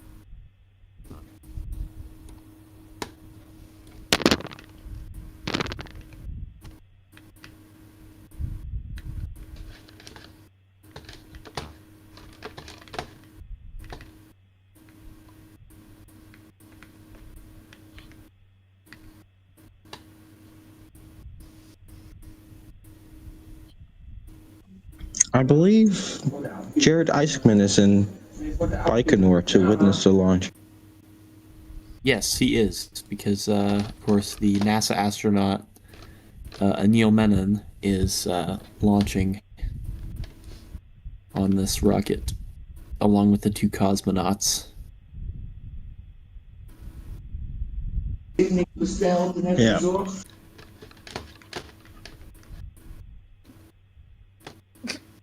The pre-launch process is pretty similar to Chinese ones.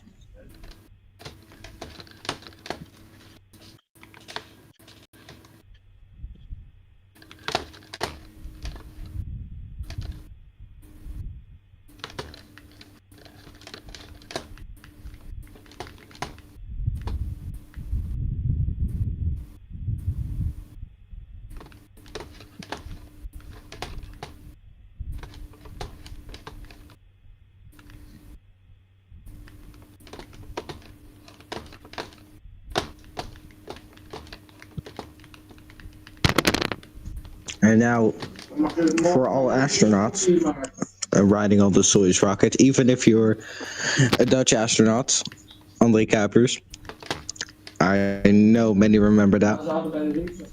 They all speak fluent Russian because they have to understand mission control. Готовность к пуску 10 минут принял 20-й. Готовность к пуску 10 минут принял 30-й. Готовность 10 минут к пуску принял 50-й. Готовность к пуску 10 минут принял 60-й. Готовность к пуску 10 минут принял 70-й. Принята готовность к пуску 10 минут. 1-й.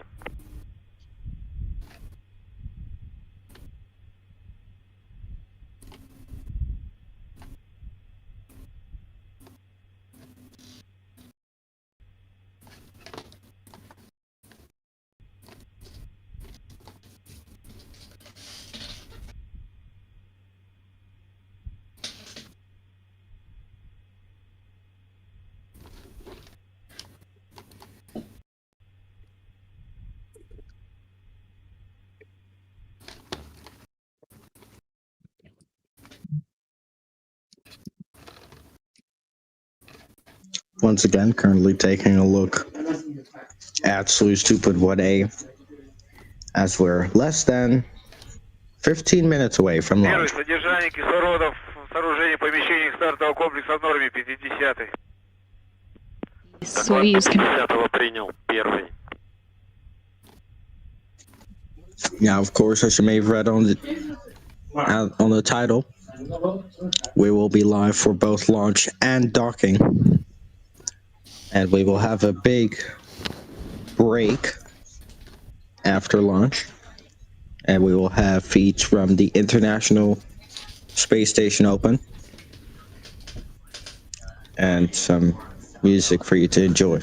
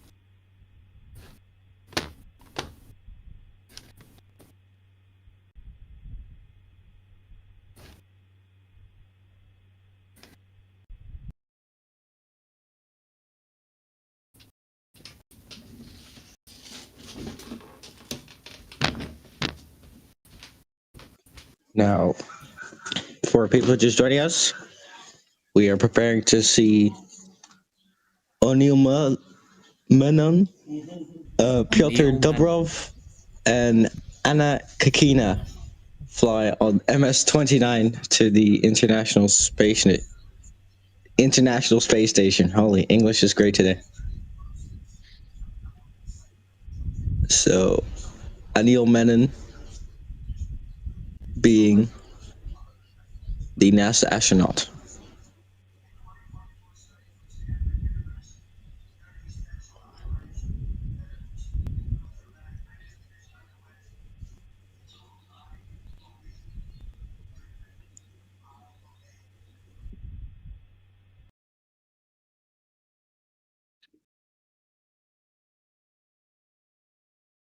So once again, those MS-29 crew consists of NASA astronaut Anil Menon and Roscosmos cosmonaut Pyotr Dobrov and Anna Kakina.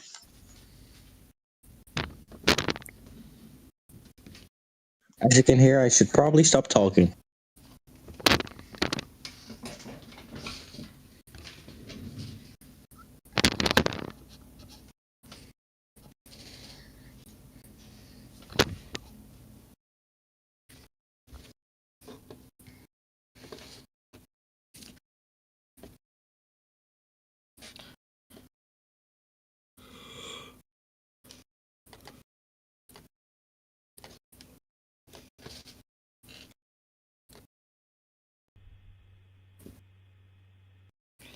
And once again, for everyone just joining us, if you have a question for us that you think we can answer for the benefit of everyone else, or if you're just curious about anything, you can just post it in the chat on our on the right side of the, or maybe it's the bottom if you're on a mobile device of the video, and we'll see it and hopefully we can answer it.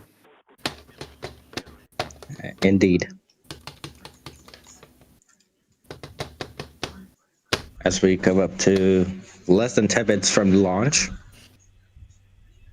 it's currently 2:38 UTC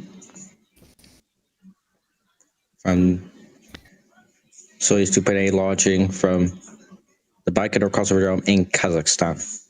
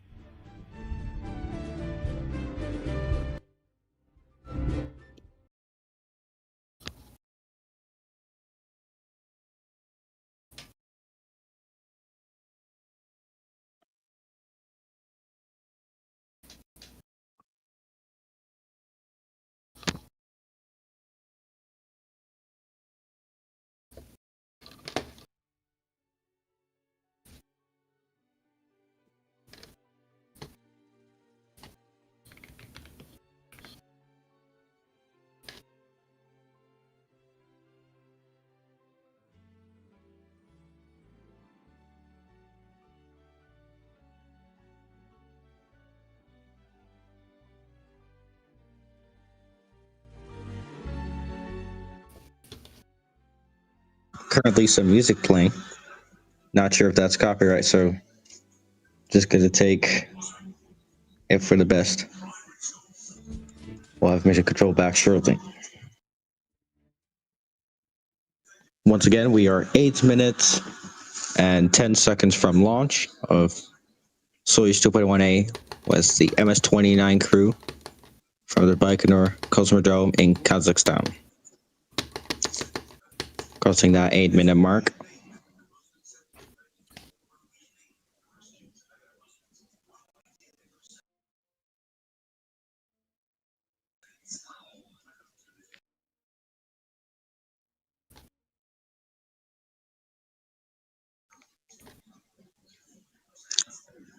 Now the launch is scheduled for 2:47 p.m. UTC time. Готовность принял 20-й. Минутную готовность. Тигрицы, я 16-3. Минутную готовность принял 50-й. Минутную готовность принял 60-й. Just coming back to mission control here. And immediately busy. Минутную готовность принял 70-й. Готовность 1 у нас выдана. 70-й. Доклады принял. 60-й. Спрос шоу объекта. Есть против шоу объекта 60-й. Now, a reminder for the launch period, we will be quiet, and that quiet period will be for about a minute, if not 2 minutes.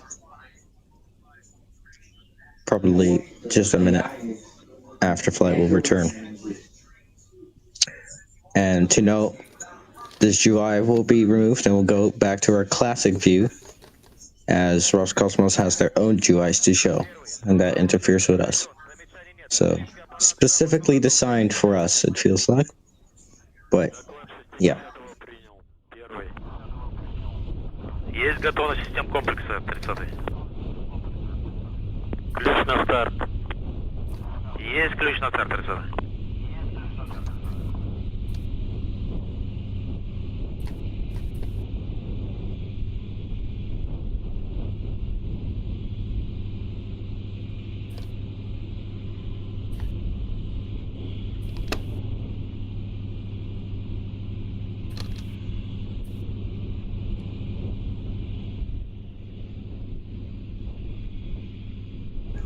Now, with the final moments until launch, let's go to Meep. How are you doing in these final minutes before launch?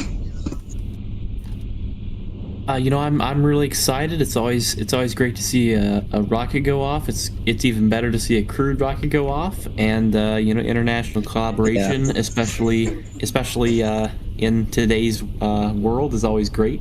So it's nice to see all three of those things. Indeed. And Max, how's it? How about you? I'm still pretty excited.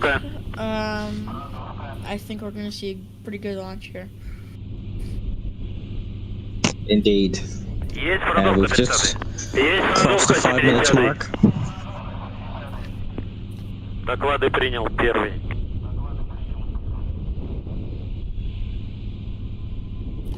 Beautiful views from the Baikonur Cosmodrome in Kazakhstan.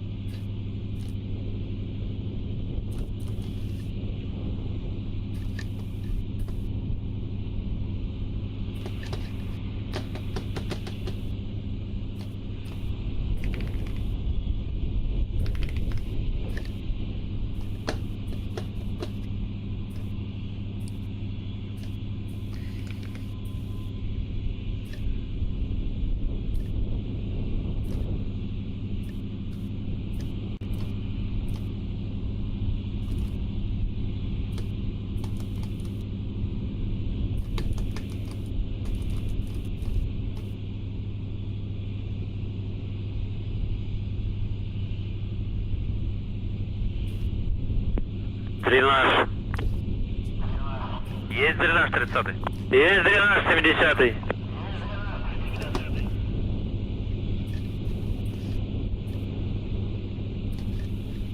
Final moments until launch. All crew, ground crew, are now in a safe distance away, which should be about a short mile.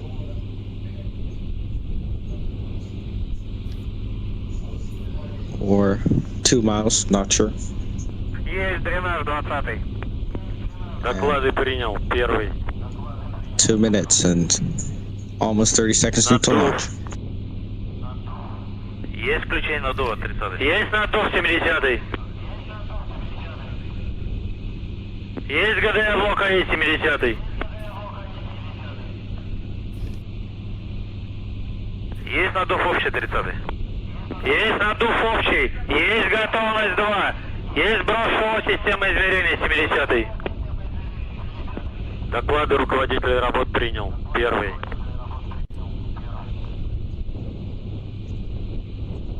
Sounding all good with 2 minutes to go.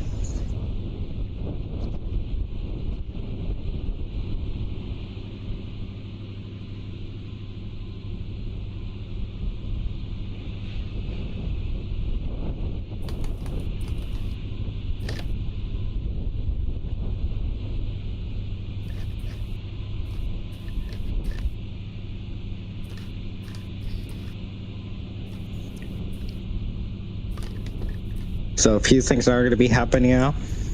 There are 2 arms now attached to the rocket, ignoring those 4, of course.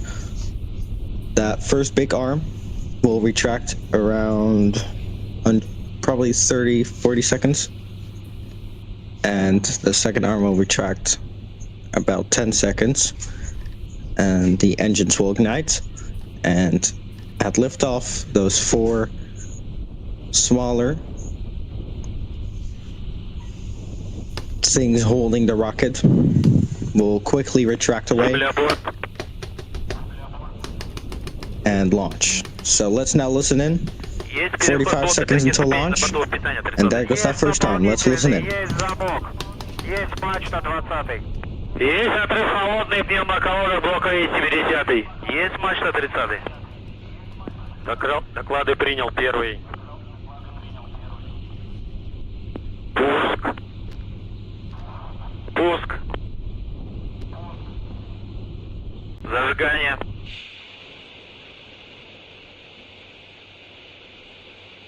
Предварительно.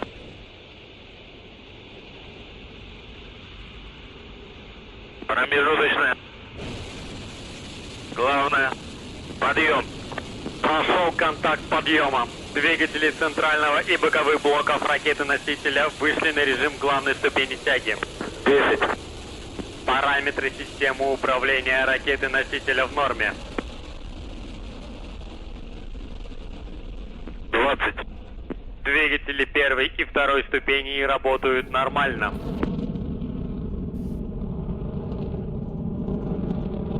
30. Параметры конструкции ракеты-носителя в норме.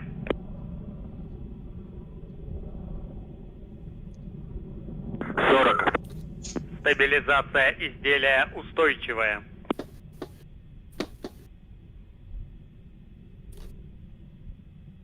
50. Давление в камерах двигателей в норме. All right. Launch is going well. Successful liftoff. We saw the Soyuz with a 3-person crew. I think we're almost into max Q. There we go. 80. Параметры системы управления ракеты-носителя в норме. And next step from now, next major milestones will be those 4 boosters separating, and they will do something cool as well called the Pearl of Claws, which Max talked about earlier. This escape tower now, and then the first stage. There we go. And we have stage 1 separation. Есть выключение двигателей боковых блоков. Есть отделение боковых блоков. What a shaky camera. 130. Yep, that is indeed Russian. Стабилизация изделия устойчивая.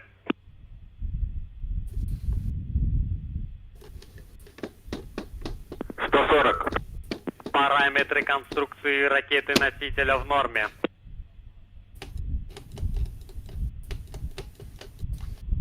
150. Двигатель второй ступени работает нормально. Push out. Есть сброс створок головного Fan обтекателя. protection separating. Almost 3 minutes into the flight. Стабилизация изделия устойчивая.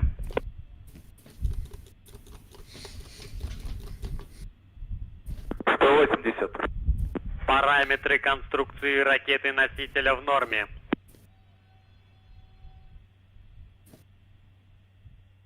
190.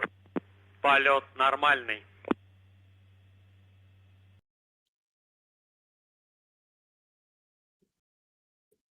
200.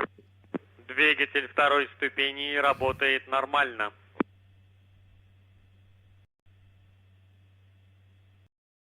210. Параметры системы управления ракеты-носителя в норме. 220. Полет нормальный. Время And we're КП. 15 currently часов, 47 минут, 43 секунды, everything 553 going well миллисекунды. as we see. Стабилизация изделия устойчивая.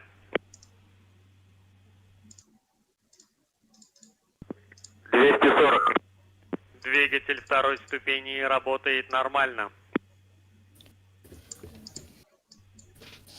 Beautiful onboard shots 250. Next on event your screen. Тангаж, рысканье, вращение в норме.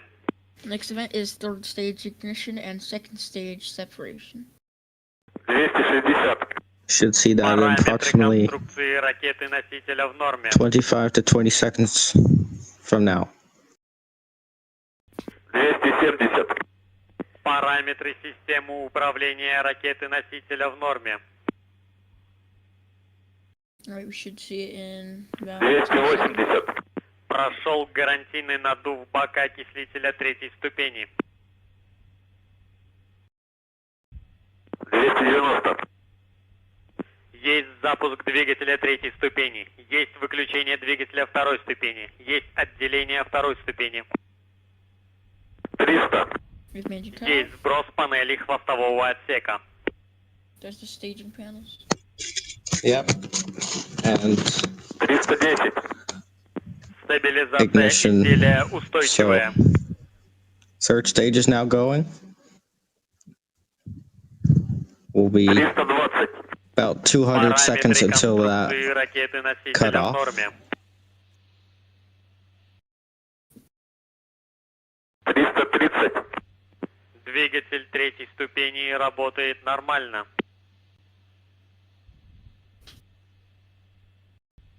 340. Параметры системы управления в норме.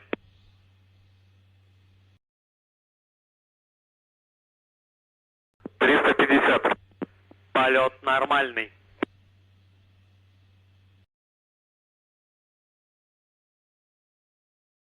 360. Тангаж, рысканье, вращение в норме.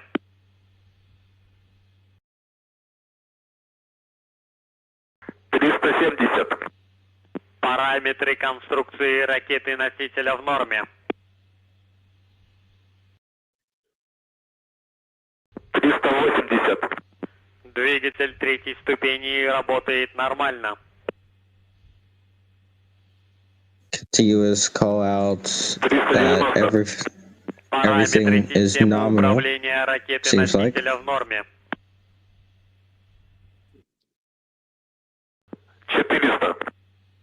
Стабилизация изделия устойчивая. And we are just over 2 minutes away from third stage cutoff.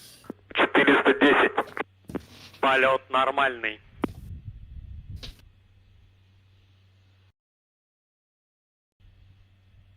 420. Тангаж, рысканье, вращение в норме.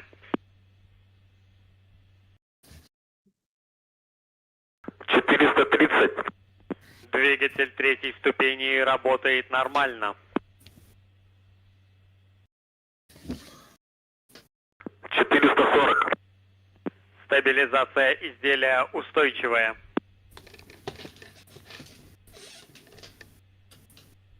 450. Полет нормальный.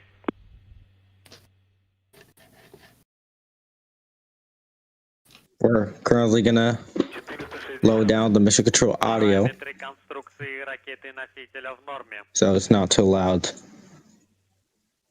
while we are speaking. 470. Двигатель третьей ступени работает нормально. 480. Параметры системы управления в норме.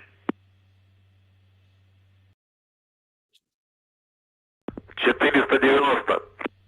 Стабилизация изделия устойчивая.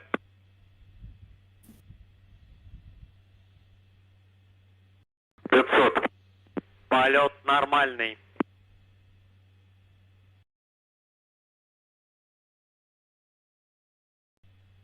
510. Тангаж, рысканье, вращение в норме. We should be close to the third stage cutoff. 520. Параметры системы управления в норме. And 530. should see cut off any second. Есть выключение There's двигателя. capsule. There we go. And there's Soyuz separation. Транспортного пилотируемого корабля «Союз» MS-29 номер 700. There we go. Транспортный пилотируемый корабль Separation of the Soyuz capsule. спутника Земли. Репортаж о запуске транспортного пилотируемого And pretty much perfect orbital insertion as well. And there's the solar panels. Yep. There we go. And that is a successful launch. But it's not over.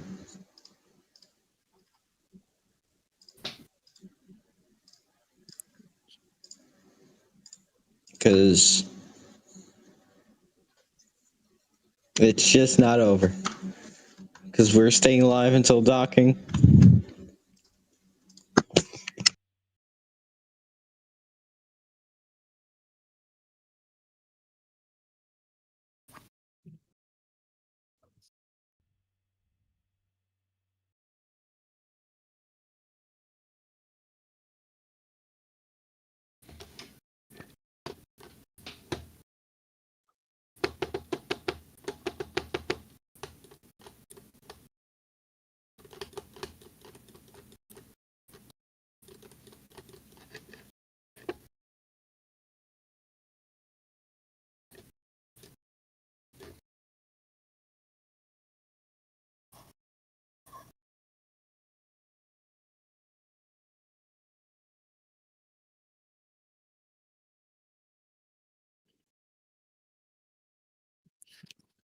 Seems like we are having some trouble with the NASA feed. Not quite sure what is happening over there. Stand by. Oh.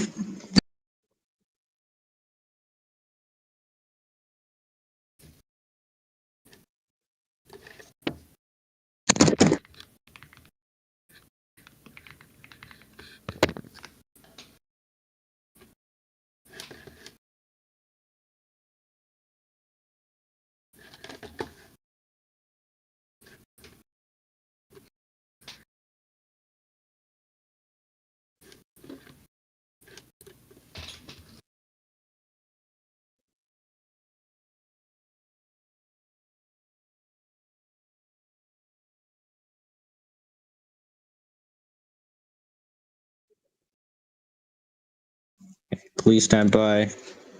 We are having some trouble with the launch feed.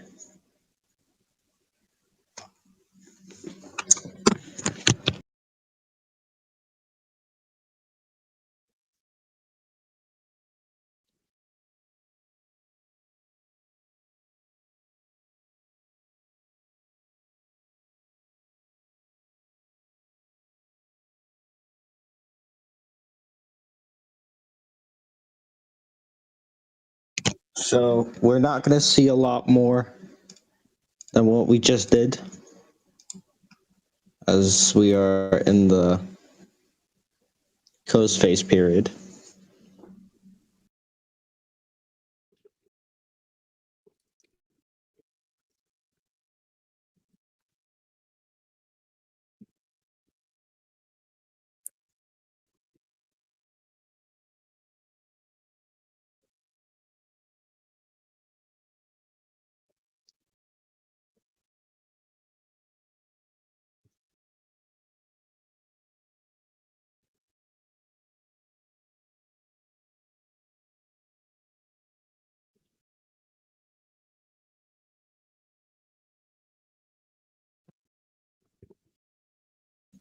So,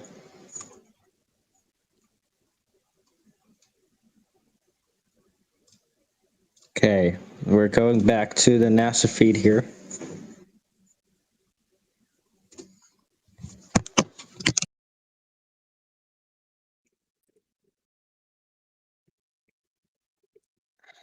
That's actually a very good idea. 7-8. Copy. We're going to listen in to Mission Control in Baikonur. This is translated to English. You can perform the display checkout for page 38.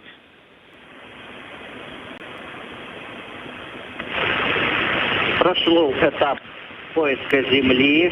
And we have completed the vertical build, and we are moving on to the ECOVA sensors. Copy.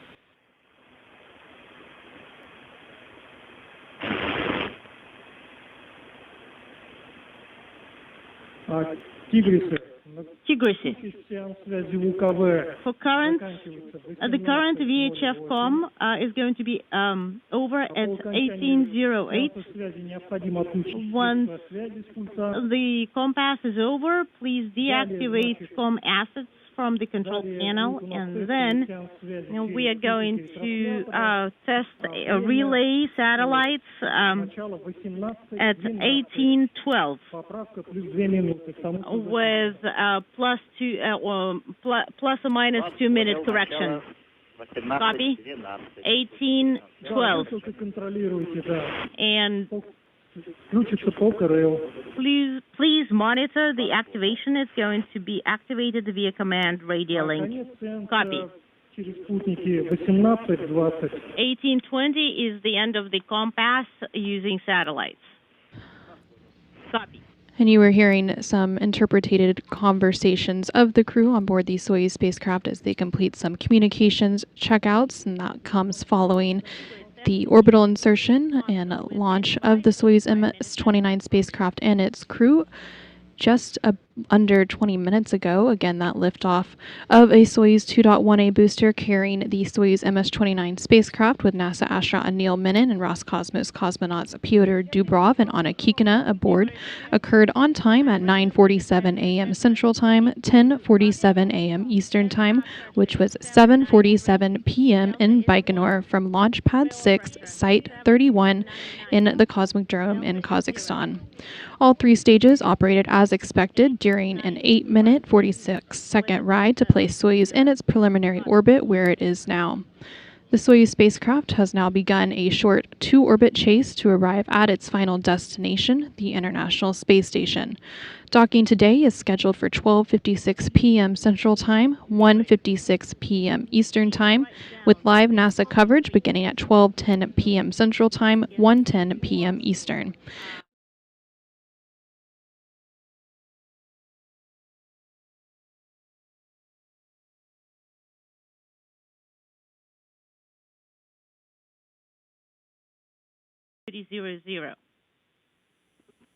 Вас понял.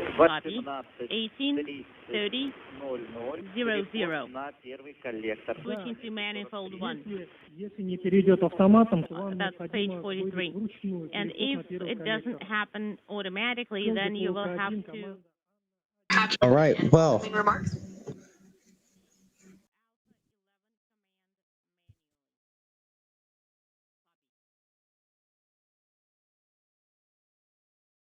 All right, well, that concludes the NASA coverage, but that will not be concluding it for us, as we will be live until docking begins.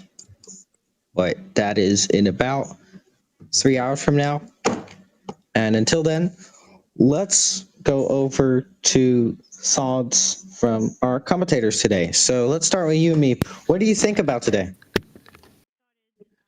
I think it's a very nominal launch. We saw the target orbit was, 200 kilometers periapsis at, 27,700 kilometers per hour. And they delivered it at 200 kilometers at 27,701 kilometers an hour. So pretty spot on there. Performance by the rocket. So hopefully we get to see these astronauts and cosmonauts get into the International Space Station and do a little changing of the guard. Indeed.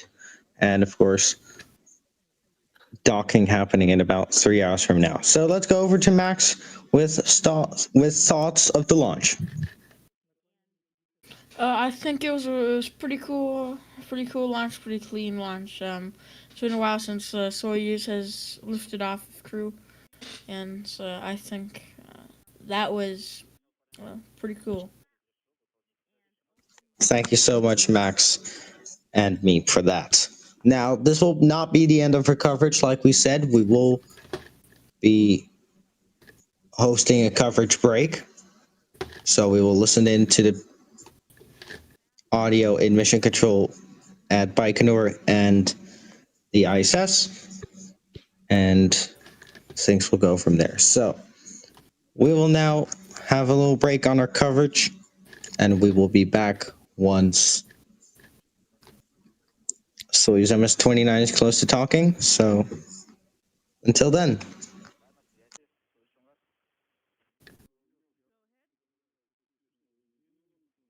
Congratulations on such a successful vehicle insertion. Спасибо, Владимир Алексеевич. Vladimir Alexeyevich, thank you so much. Thank you.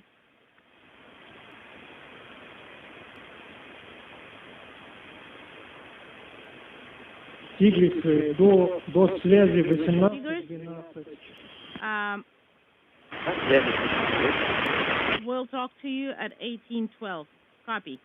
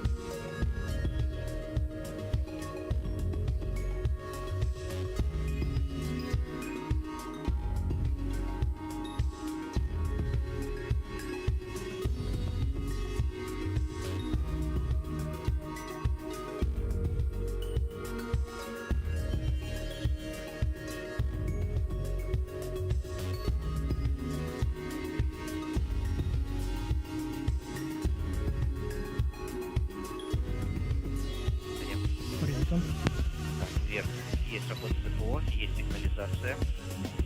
Вниз, есть работа цепой, есть.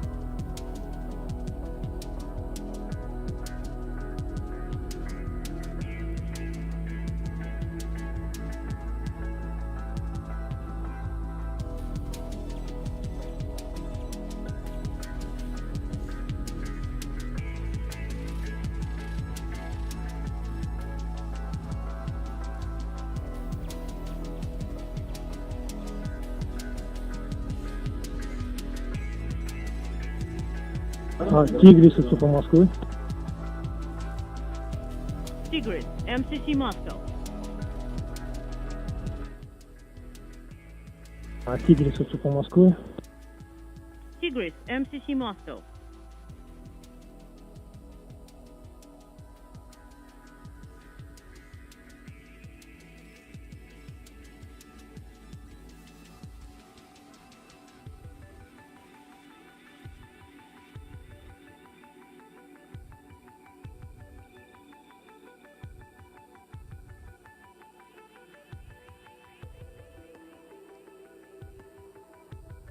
Тигрис из УПА Москвы.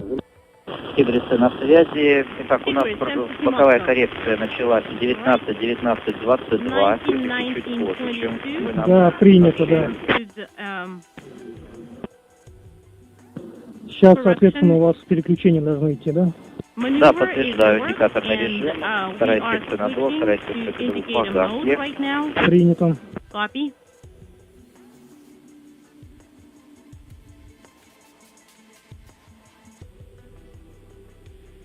Тигрисы по поводу, Тигрис. как там замер 30-минутно? How is your 30-minute measurement? 30-минутный замер в норме. Nominal. Все отсеки космического корабля герметичны. Volumes of Выполнили the действия Soyuz по vehicle are 30-минутному pressurized контролю. and not leaking. Принято. Ну, нам хорошо бы все-таки конкретно, какие были там данные. We would be very grateful if you could give us some solid numbers. Суд Москвы, я Тигрис-2. Moscow, Дельта this is давление Delta ВСА минус pressure 12 in миллиметров. SI is minus Дельта 12 давление в ВО millimeters, по Delta 0 in миллиметров. Zero, Принято. unintelligible 0 millimeters. We copy. Отцу под Тигрисом завершилось переключение Moscow, секции. this is, Горит В1, выбор первой секции надува, В3, We выбор confirm первой секции the КДУ. speed for the first section of Вторая секция надува, KDU. третья секция не And горят. second section Индикаторный of режим KDU погас. is not Отключаю illuminated. Indicator mode is no станцию. longer illuminated. Принято, отключаем надув. And we are deactivating the repress. Летап 21-20. 1921-23. Unintelligible. Принято. Тигрис, у нас есть рекомендация Тигрис. выполнить еще раз откачку конденсата. We would like to recommend to pump out condensate one more time. In work. Суд Москвы. Так как сборник конденсата ИСА, правильно? Да, You также. mean in the descent module? Affirmative. Также ВСА, да. And in SA. Да, приступили к откачке конденсата. In work. Принято. Copy.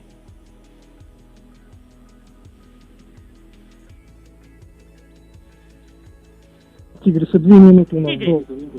до включения курса. We have 2 minutes till course activation. Отцу Москвы подтверждаю.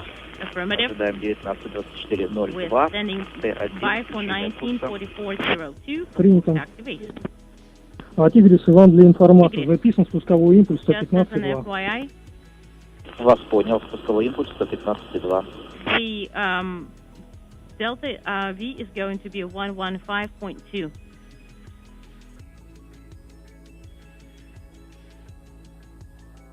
Тигрисы, текущий сеанс Тигрис. УКВ заканчивается 19:42. VHF Средства связи coverage по is going окончании to be сеанса done, связи не over отключать. Можно будет вести связь с 19:02. экипажем МКС и ЦУПом Москвы. You please do not Вас deactivate понял, the Суд phone Москвы. access. You will be able to talk to us, MCC Moscow, and to the ISS.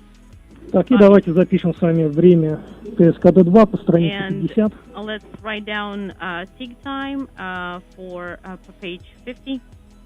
Хотя давайте сначала проконтролируем First, let's Т1 по monitor странице 49. On page Хорошо, 49, принято. let's Ожидаем monitor Т1. T1.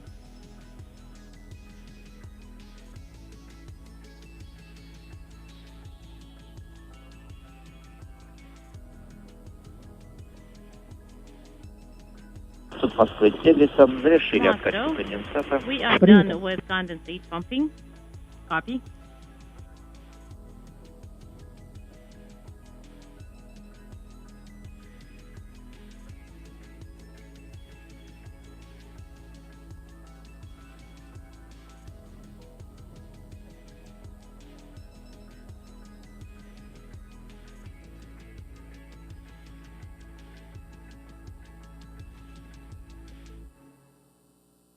Так, видим, есть ЛСК. We see Да, подтверждаю, есть назначение ЛСК. Выполняется. Снялся к ГСУ 1, идет разворот, We да. confirm the maneuver Есть has питание started. курса 2. Подтверждаю питание курса 2. And we see ТСО 1 отсутствует, 2, 3, 4 присутствует, питание КВ отсутствует. Принято. Ветер причал, 18 горит. Принято. Назначился тест Final длины курса approach 2. is illuminated. Copy.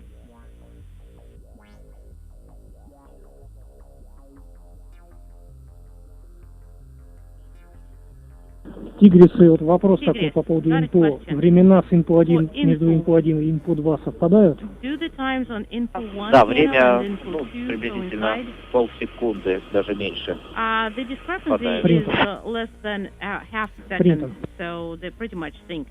Copy.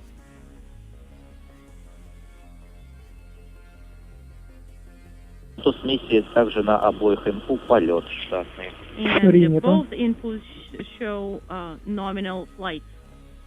Copy.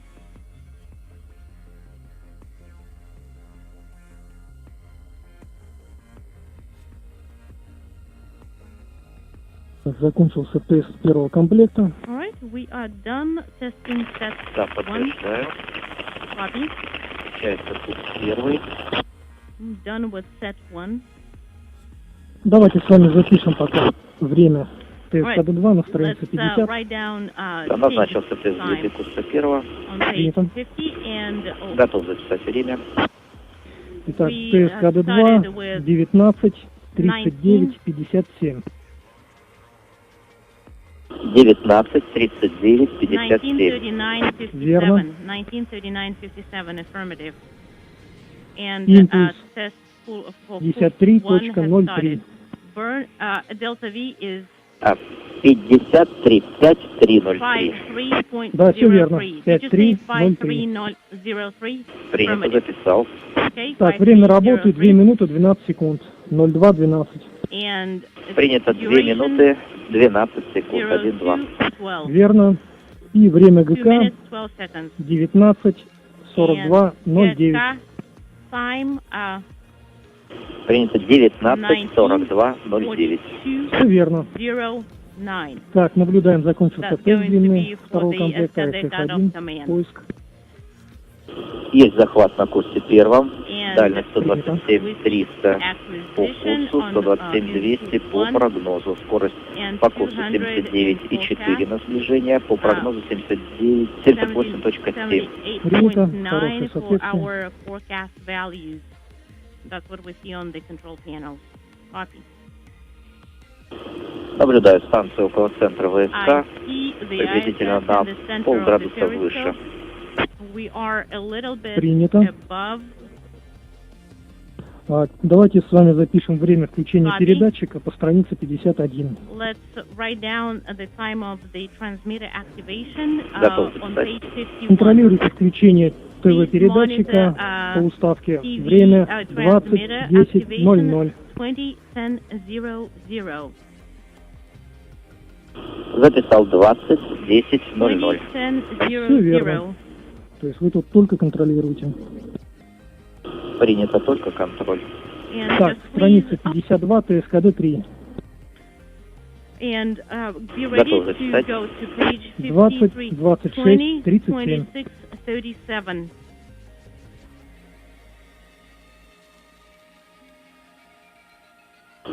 Двадцать, 26, 37. Да, все 20, верно. 36, Величина импульса 27. 5.26. Delta V is 5 метров, точка 26. 5.26. Все верно. Okay, 5 Время minutes, работы 26. 15 секунд. And duration is 15 seconds. Записал 15 секунд. Okay. ГК 20, firing for 26, seconds. 52. Main engine cutoff is at 20, 26, 52. 26, Все верно. 52.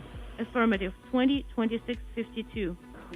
Тигрисы, нам с вами нужно записать сейчас форму 2314. We also need to Таблица, verify form 14. таблица 3, страница That's 81. going to be page 81, table 3.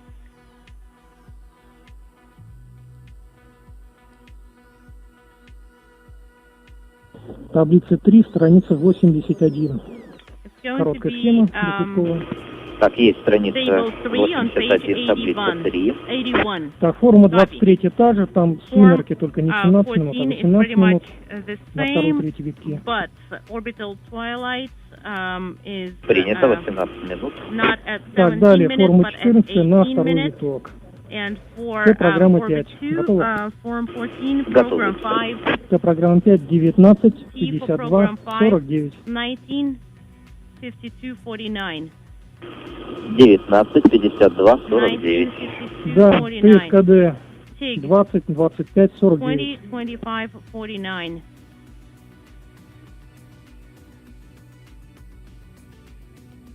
Двадцать, 25, 49. 20, Да, 25, импульс. 49.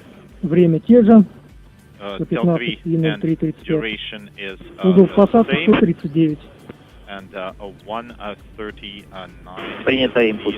И время тоже угол 139. Okay, copy. Да. Burn Delta V and duration are the Так, same. далее, третий виток, это программа 5. Next, Да. orbit 21, 3, program 23, 5, 21, 54. 23, 54. 21, 23, 21, 23, 54. 54. Верно. ТСКД Correct. SKD 21, 56, 21, 54. 56, 54.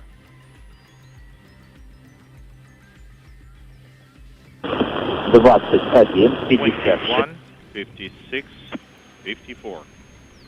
Повторите. Please repeat. Суп Москвы. Moscow. 21, 56, 21, 54. 56, Да, все 54. верно. That is correct. Импульс, время работы те же, угол посадки 139. 139 Принял угол is 139. the landing angle, delta V and duration are the Так, same. все хорошо. Copied, 139. Давайте с вами запишем таблицу четвертую на второй виток. Let's record table 4 for orbit 2. Принял. Готов записать. Copy. Ready Так, to write down. форма 23 практически та же. Form 23 is almost the same. Сеанс связи только там на минуту раньше, 19:18. AOS is 19:42. 1942. Принял начало сеанса связи 19:18. Остальное все аналогично. Copy. AOS at 1918. Everything else is the same. Так, давайте, штаб программы 5, второй виток. 19, 51, 43. 1951, 43. Программы 5, второй виток. 19, 51, 43. 1951, 43. Верно. ТСКД 20, 24, 43. 6, 20, 24, 43. ТСКД 20, 24, 43. 24, Верно. 43. Импульс 115,2. Correct. 115.2 is the delta V. 115,2. Время работы 03:30. 03:30 is the burn duration. 3:30. Время работы. 3:30 Верно. is И the burn угол duration. посадки 147. And the landing angle 147. is 147. Отлично. Copy, 147. Perfect.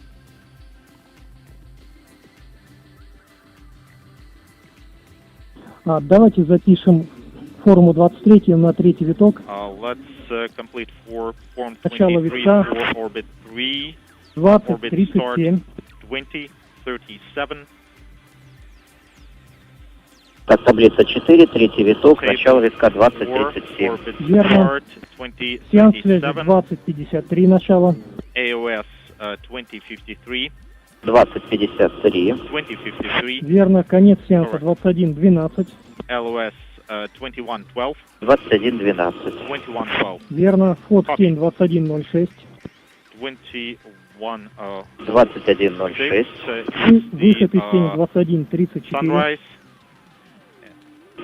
Есть Correction, 21:34. And Сумерки 18 минут. 21:34 is the 18 sunrise. минут сумерки.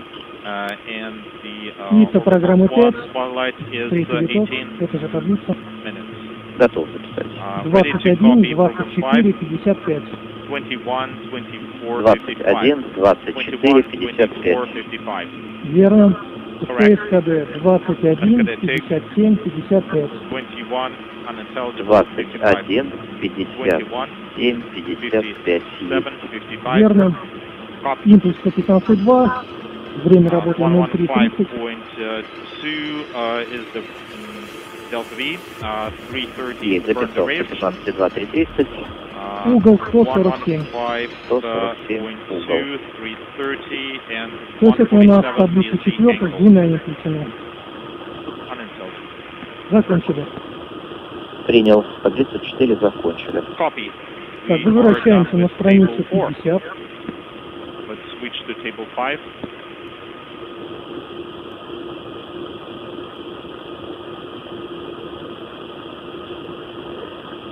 Так, 4.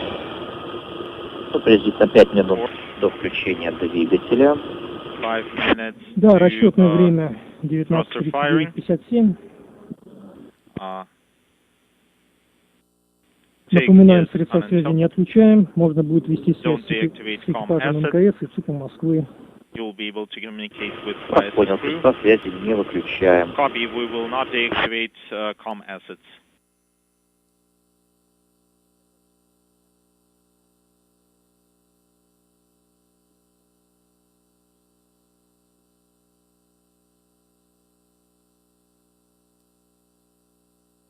Так, текущая дальность 103.056, скорость 19.6 на 103 is the снижение. current range. Принято. Copy.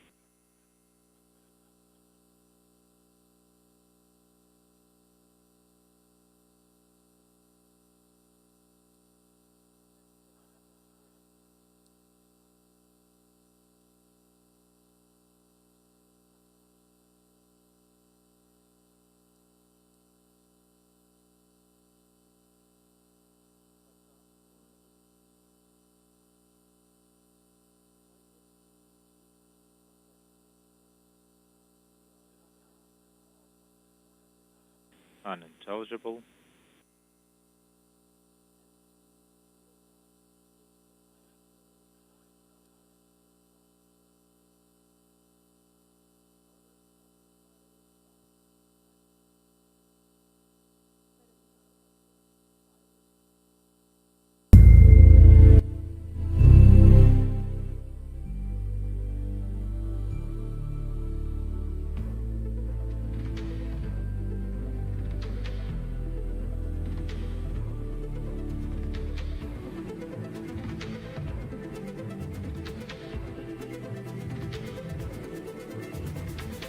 Напоминаем, надо будет выдать на обдув КДУ по странице 50. A reminder, you'll need to command the pressurized drop system.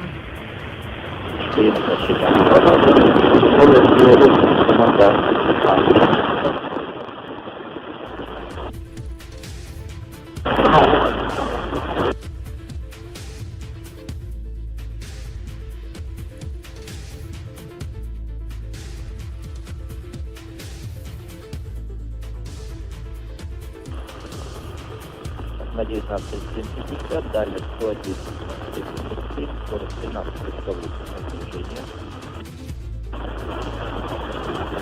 Current range is 101. Range rate is 17.8.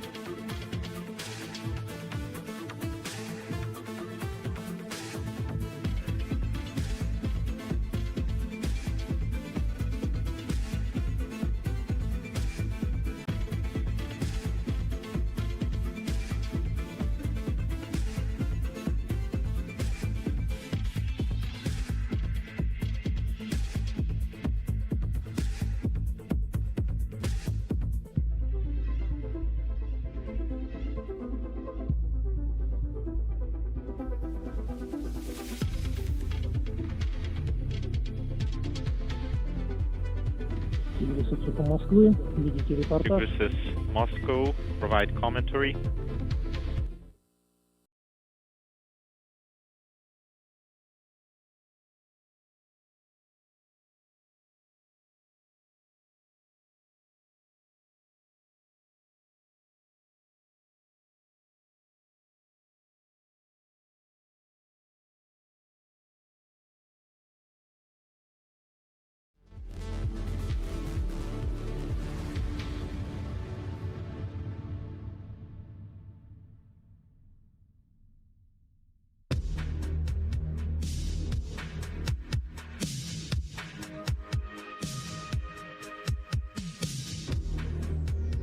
Принято.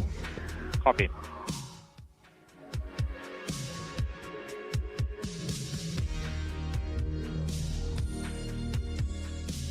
.4.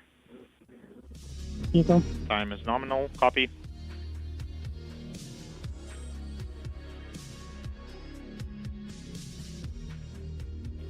.45 seconds.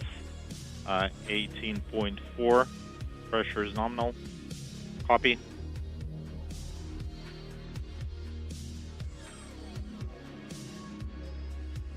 One minute, 24.5. Unintelligible.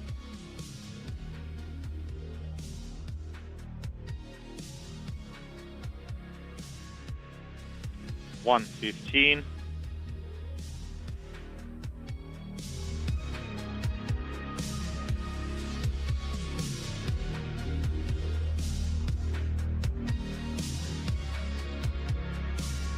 Unintelligible.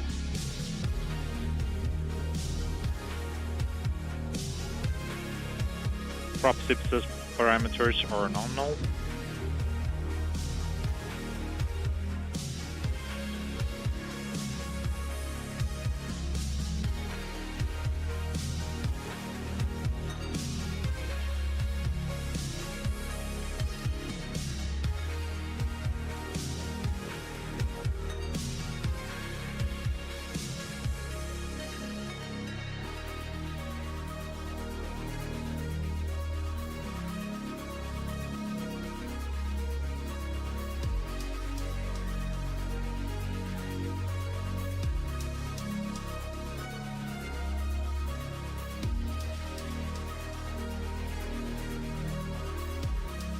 STD burn is off. We have 52 point unintelligible. Tigris Moscow. Go ahead. This is Tigris. How copy? We copy you loud and clear.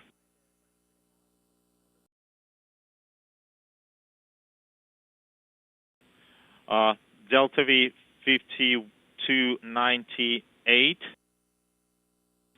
Burn duration unintelligible. Copy.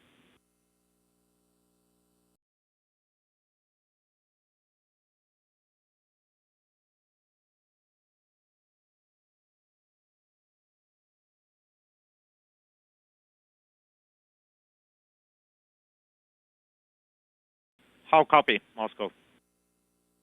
Yes, copy you, Tigris.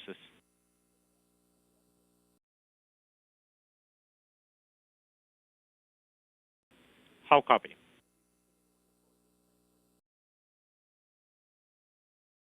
You're breaking up. Right now we have you loud and clear. Copy. Do not deactivate cargo pressurization.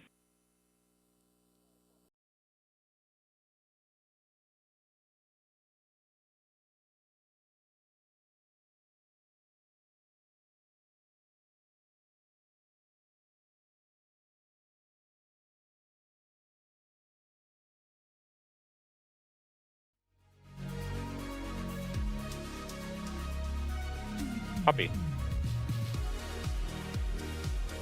We will not deactivate prop system pressurization. That's correct. Continue on page 51.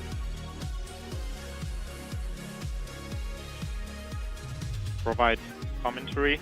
You have acquisition, right? Yes, we have acquisition on course 1. We are back to a line of sight coordinate system. Copy.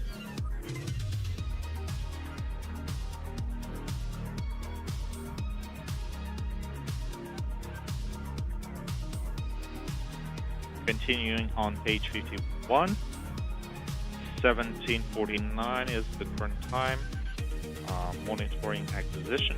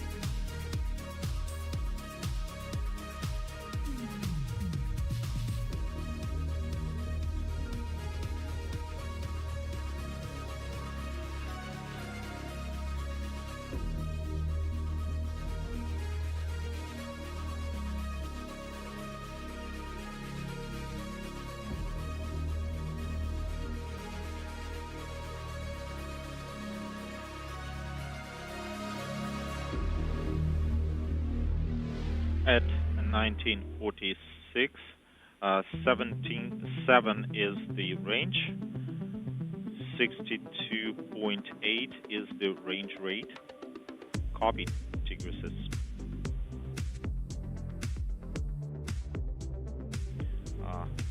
Course data correspond with the predictions.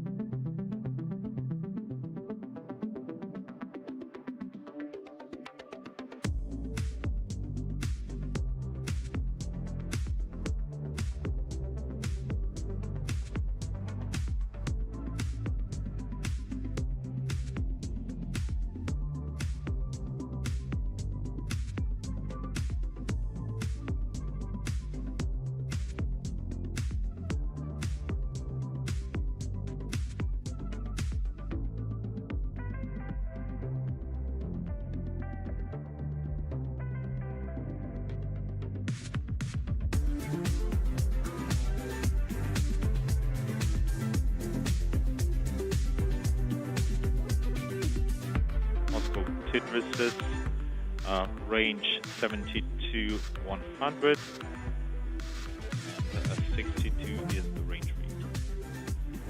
Copy, Tigris.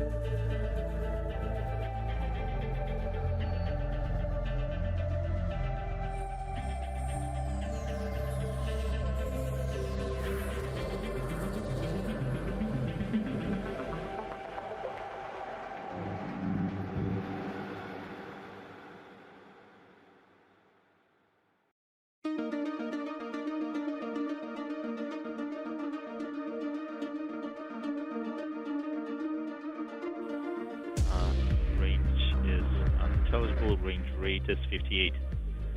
Copy you, we have ready comm right now.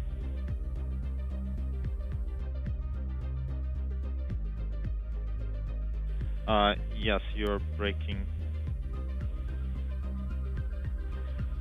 Range is 58, range rate is 58 as well. Copy you, loud and clear.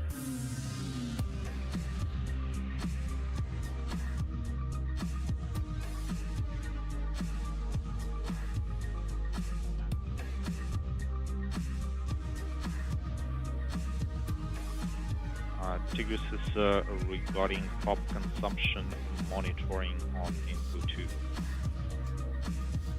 I'll copy. Say again, Moscow? Yes, regarding prop monitoring on input 2. Use input 1 for monitoring.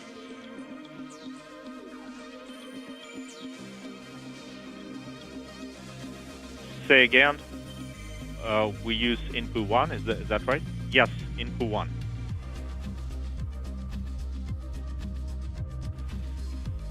Copy. We will monitor prop consumption using input 1.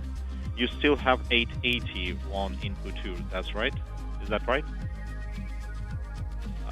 Say again, please repeat your last.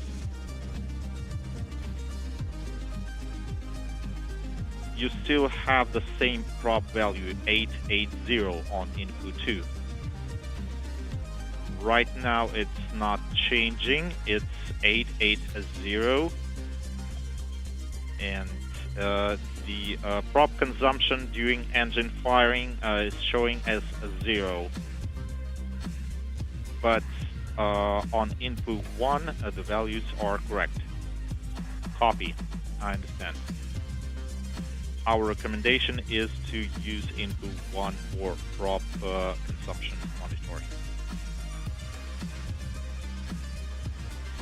Copy, we will use input 1 for monitoring. That is correct.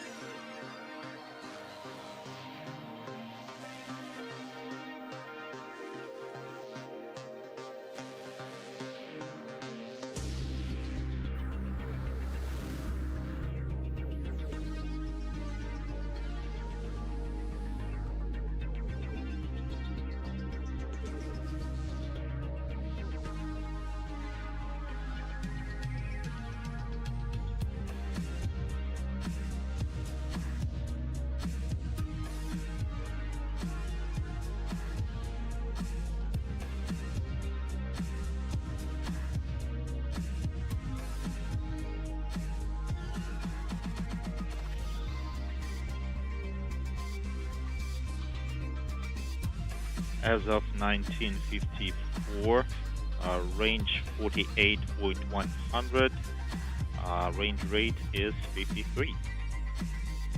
Copy.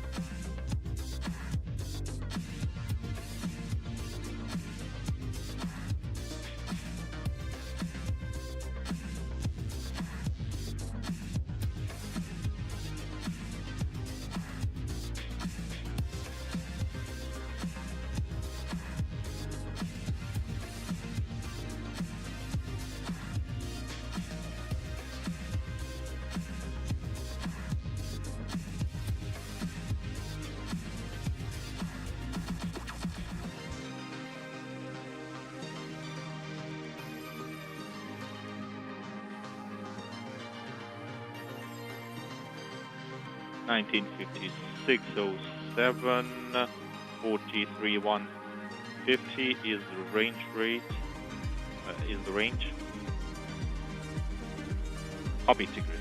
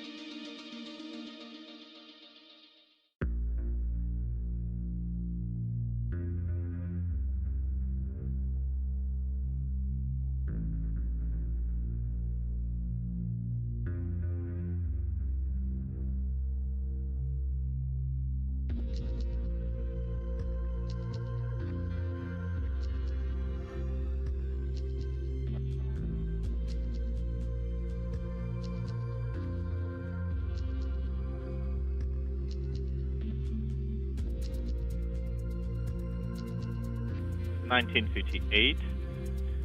38 is the range. Range rate 48. Copy.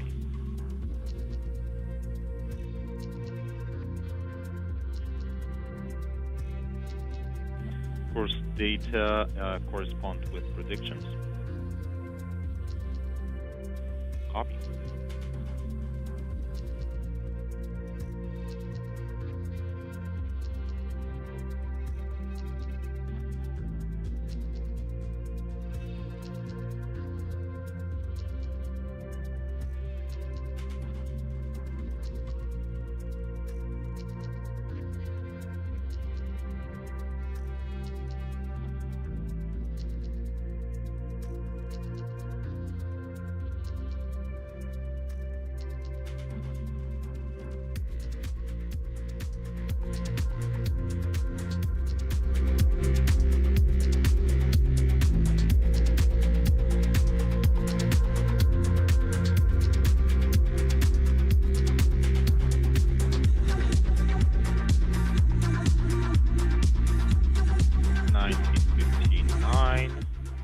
Range 34, range rate 45.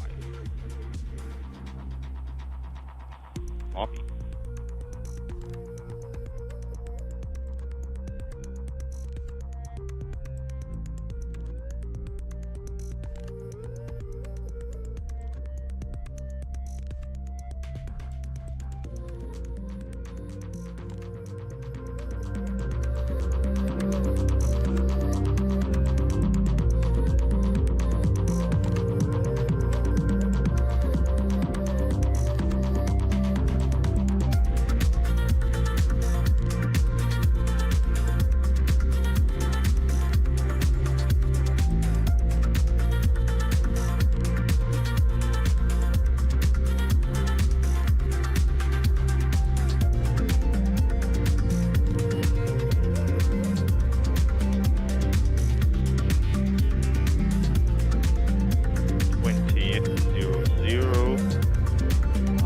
Range 31, range rate 42.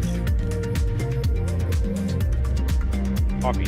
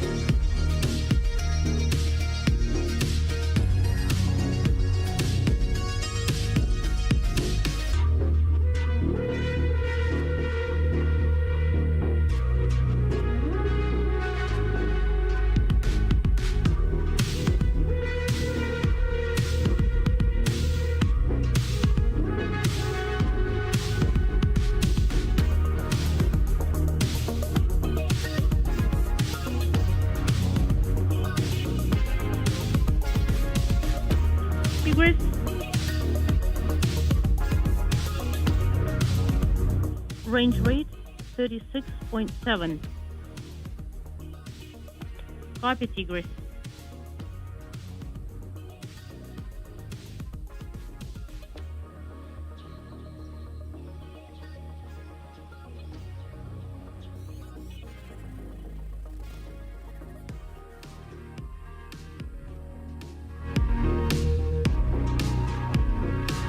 The range is 20 kilometers.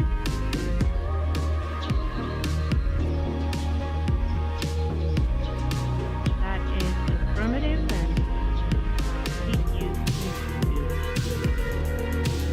and don't see the end of orbital night.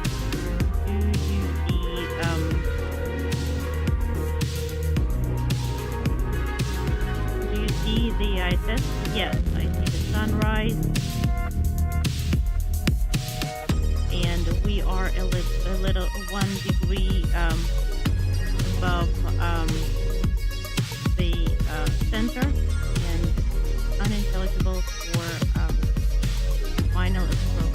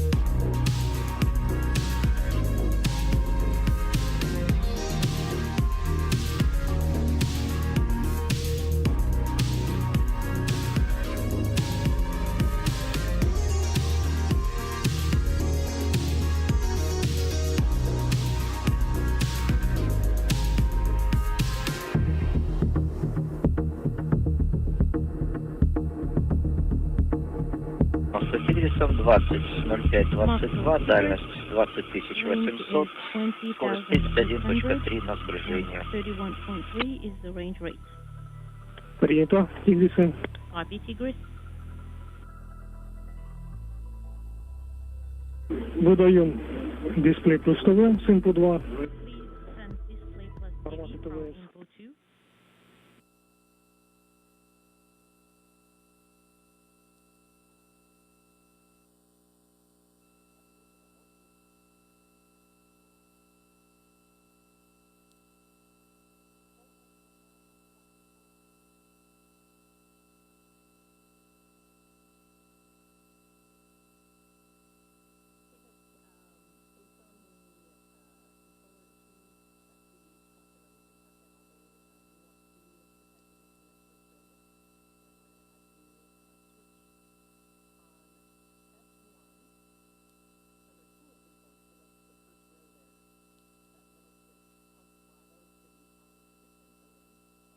Москва Тигрисом выдал дисплей плюс ТВ с input 2. Широкий объектив УЗК включен. Дальность 18500, скорость 28.3 на сближение. Нажимаю передачу, далее будем вести репортаж. Зажимаем тангенты, передачу, да. Принято.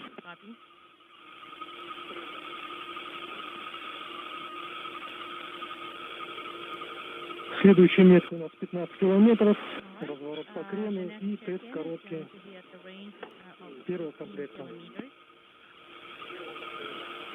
Принято. Наблюдаю станцию приблизительно на полградуса левее, полградуса выше центра войска. Дальность 17300, 26.6 на сближение. Range rate unintelligible.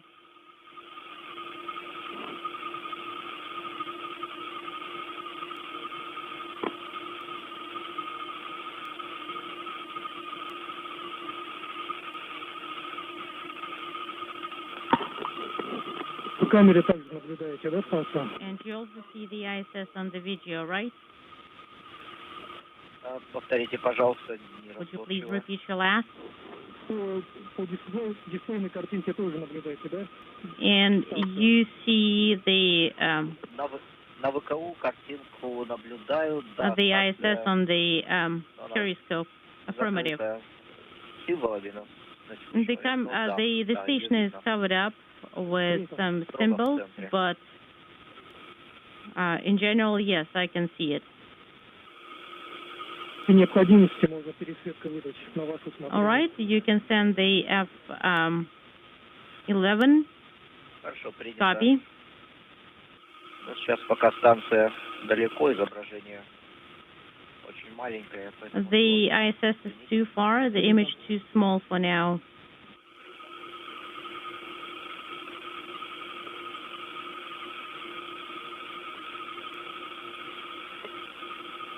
Через минуту мы контролируем включение передатчика. All right, in 1 minute we're going to be monitoring for the activation of the transmitter. Copy. Так, дальность 14800, назначился короткий тест курса. So the range is 14,800 and course test is in progress. Они впереди на качество правый.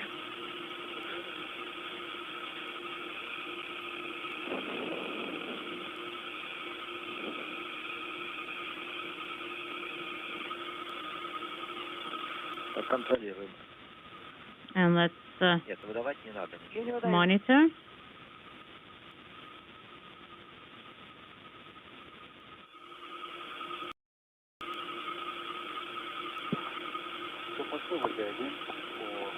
Moscow station on space to ground 1 for the video. And let's continue monitoring the maneuver, roll maneuver. And Good day from Mission Control in Houston and the International Space Station Flight Control Room. You are looking live on the right side of your screen at the Prashal module, the multi-hatched, multi-port node module that is attached to the multipurpose laboratory module, the Naoka, on the space-facing side of the Russian segment of the International Space Station. That is the port of call for the expected automated docking of the Soyuz MS-29 spacecraft just under 45 minutes from now to complete a 2-orbit, 3-hour journey for the next series of space travelers to occupy the international outpost. 2 hours and 23 minutes ago, at the Baikonur Cosmodrome in Kazakhstan, NASA astronaut Anil Menon, along with Roscosmos cosmonauts Pyotr Dubrov and Anna Kikina, lifted off atop a Soyuz 2.1A booster from Site 31 at the Baikonur Cosmodrome on an 8-minute, 46-second ride to its preliminary orbit. The spacecraft and the booster arced out to the northeast from the Central Asian Desert launch site, moving in great fashion, in perfect fashion. All 3 stages of the Soyuz booster operated normally. The first stage separated at the 2-minute mark, and the other stages of the booster propelled the Soyuz MS-29 spacecraft with its 3 occupants into its preliminary orbit. At third stage shutdown and spacecraft separation, 8 minutes and 46 seconds after launch, the solar arrays and navigational antennas were deployed on the Soyuz, and it began its chase to catch up with the International Space Station. We are expecting docking to the Prashal module about 44 minutes from now. At this point, the Core's automated rendezvous system on Soyuz, that is the active system for today's rendezvous, and the passive system on the Russian segment of the station have been activated and checked out. They are in good shape. In the highly unlikely event that a problem would occur with the Core's system, the Soyuz commander, Pyotr Dubrov, who is in the center seat of the descent module of the Soyuz spacecraft, would take over from the automatic flying of the Soyuz and take over manual control for the docking of the Soyuz to Prashal. However, at this point, all of the Soyuz systems are operating in perfect fashion. The crew is reported to be feeling well, and there's great anticipation aboard the International Space Station for the arrival of Menon, Dubrov, and Kikina that will complete this fast-track 3-hour journey that will expand the station's population temporarily from 7 to 10, setting the stage for a handover between arriving and departing Soyuz crews.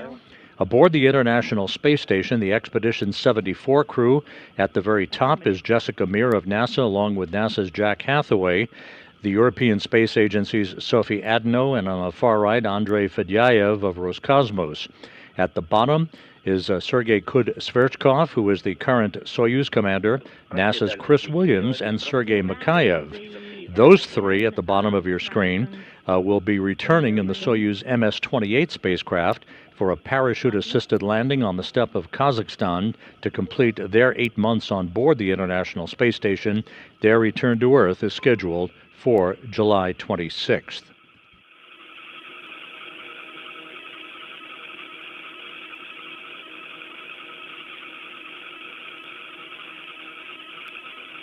Работаем по странице 52.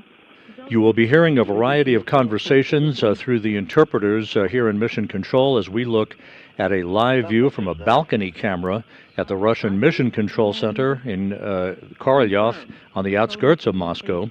The Russian Mission Control Center in control of the flying of the Soyuz spacecraft, which is on an automated approach for its link up to the Prishal module. A series of so-called impulse burns have been conducted since the Soyuz arrived on orbit, initially to increase the altitude of the Soyuz to match that of the International Space Station, which is currently flying 260 statute miles over the South Pacific, moving from southwest to northeast in an orbit inclined 51.6 degrees to either side of the equator.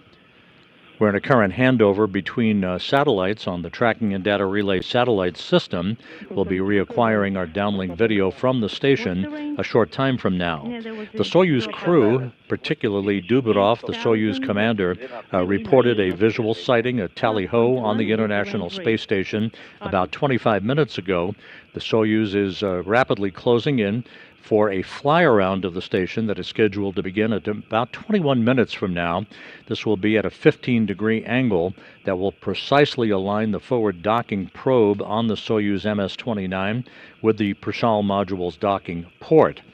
At final approach, at contact and capture, which equivalates to docking, the Soyuz will be traveling at a glacial 1/10 of a meter per second for its ability to initiate the contact and capture, the probe retraction on the forward end of the Soyuz spacecraft, and eventually a hard mate that will lead to leak checks over the course of about an hour and a half or so, and the eventual opening of the hatches to allow the new arrivals, Menin, Dubirov, and Kikina, to float inside the Russian segment of the station and to be greeted by the Expedition 74 crew.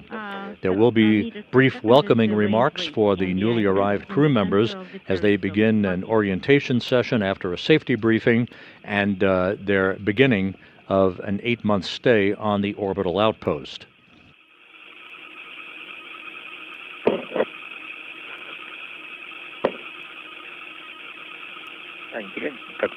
Anna, would you please check the water status? Уменьшается постепенно. Жидкость падает хорошо. Right, it's decreasing, and here in Mission Control in Houston, the Orbit 2 team of flight controllers is watching over operations on board the station itself, as well as working in concert with their Russian counterparts across the ocean at the Russian Mission Control Center. Today's activities have a distinct Artemis 3 flair to them. At the bottom of your screen is Flight Director Chris Dobbins. Seated to his right is the European Space Agency's Luca Parmitano, who recently was named as the pilot for the Artemis 3 mission next year. Down in Baikonur at the Cosmodrome, as part of the family escort contingent, is mission specialist Frank Rubio, who is also part of the Artemis 3 crew and will be flying with Parmitano, the Artemis 3 commander Randy Bresnik, and mission specialist Andre Douglas on that mission next year.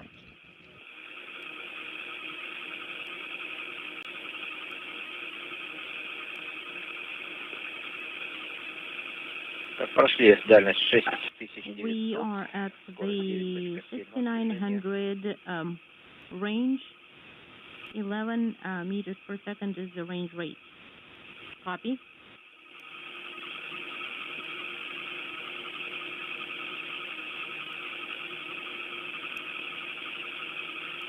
We soon will be reaching the 5-kilometer distance mark. A series of these so-called impulse burns. They're very minor course correction burns by the thrusters on the Soyuz MS-29, which is flying under the call sign of Tigris, or Tigris, if you will. The crew patch for the Soyuz MS-29 is prominently displayed by a tiger. This represents Pyotr Dubrov's birthright. He was born near the Tigris River in Russia. He likes the tiger. That is the call sign that he has given himself for this flight, flying along with Anil Menon and Anna Kikina. Menon, of course, on his first flight into space, Dubrov and Kikina on their second flights into space.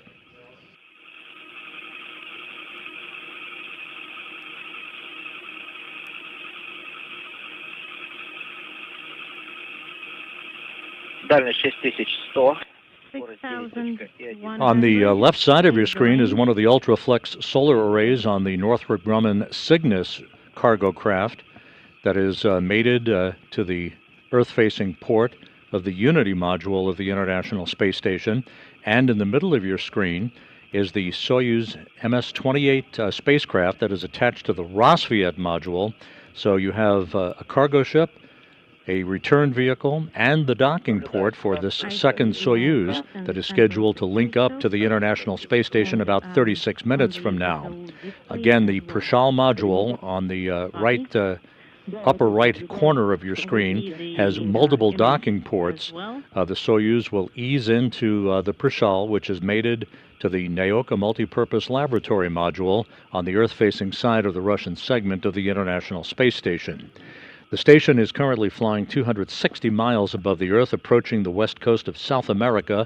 We'll be flying directly over the Andes Mountains just a short time from now. The range is 5,500.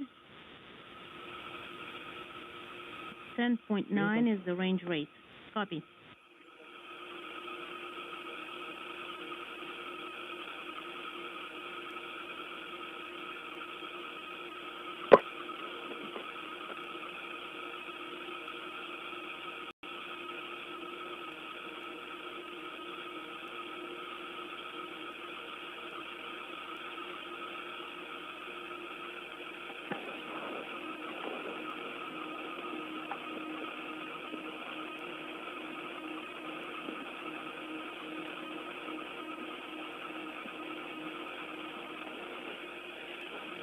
And this view from an external television camera on the Soyuz MS-29, showing right in the middle of the crosshairs the International Space Station. Currently, the Soyuz is separated from the station by a distance of 5,000 meters, just under 5,000 meters. In the lower left-hand corner of your screen, at the very bottom, you'll see two values. The 4.845 kilometers represents the distance between Soyuz and the station, and the value right below it is the rate of closure, currently 8.8 meters per second. Again, as we mentioned earlier, that distance will close, is continuing to close second by second. The rate of closure will continue to diminish, especially during the fly-around that will position the Soyuz for a precise alignment with its forward docking probe to the Prishal module docking port before the command is given for final approach. This entire operation is being conducted autonomously based on computer input on the onboard computers on the Soyuz MS-29. Seated in the descent module, the center section of the three sections.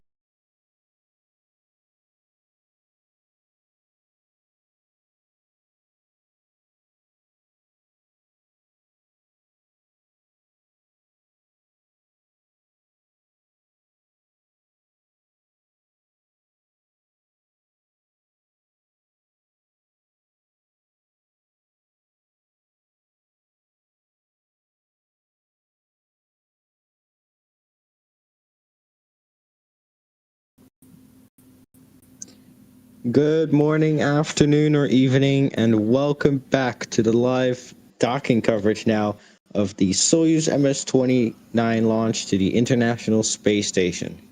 Earlier today, about 2.5 hours ago, we had the successful launch of the Soyuz 2.1A spacecraft, launching 3-person crew to the International Space Station.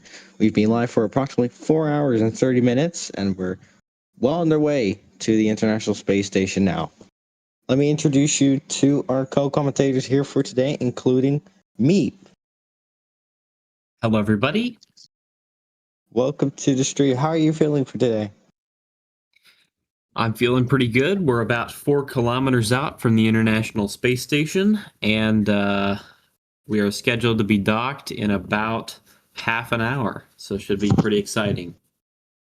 Yep, indeed. And there we have live footage from NASA's coverage here, with the spacecraft pointing to the International Space Station. Now, our other co-commentator for today, let me introduce you to Max. Hello. Welcome, Max. How are you feeling for today's launch and docking? Yeah, I think I'm really excited. Like I said earlier, when Soyuz launched, it's been a while since Soyuz has flown, so it's cool to see it fly again. And I think now that we're getting closer to docking, it's getting more exciting. Indeed. Yeah. So once again, like Meep said, we're about half an hour away until that docking. Meep, you said we were in a certain range? Yeah, so if you look in the bottom right corner of your screen, you'll see that P, which is not actually a P, it's a Greek letter rho, which stands for range.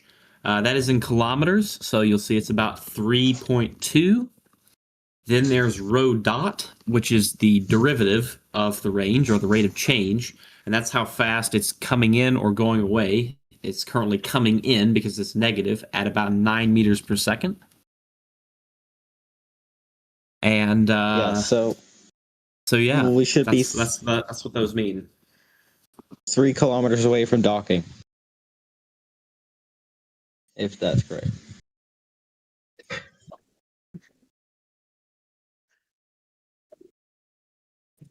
I mean, won't they slow down? Yes. So what they're gonna do? Fast. What they're gonna do? They're actually gonna fly past it because they're on the wrong side of the space station from where they need to dock. So they're gonna fly past the space station, turn around, slow down, and then dock.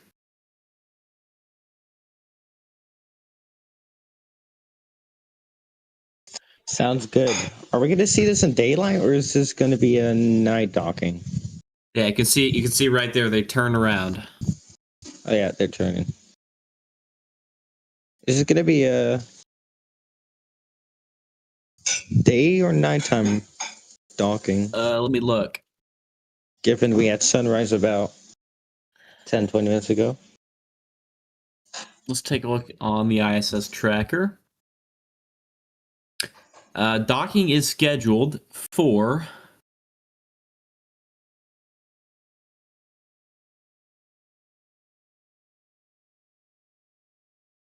I believe 17 hours 56 is the Yeah, but that doesn't answer my question. Is the docking time. So if we take a look,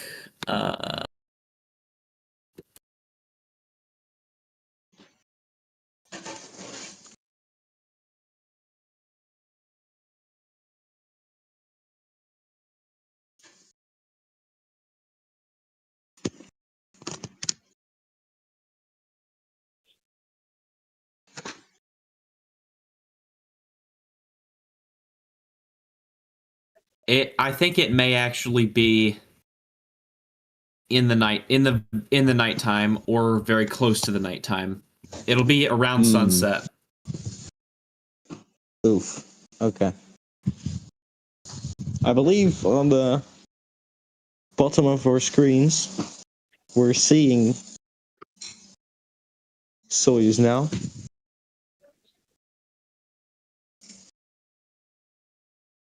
Just panning down so we can see it more. There we go. I believe that is the Soyuz spacecraft.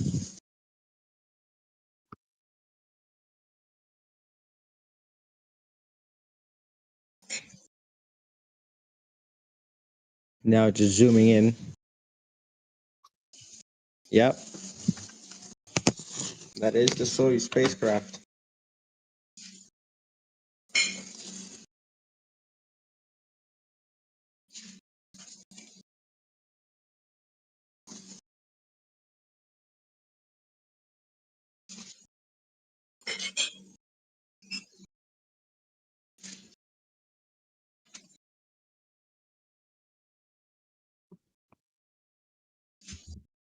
And so you've just heard Anna call out there.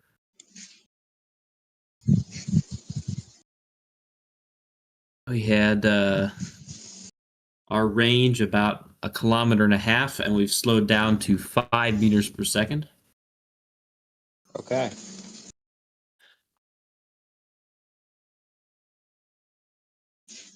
That sounds good.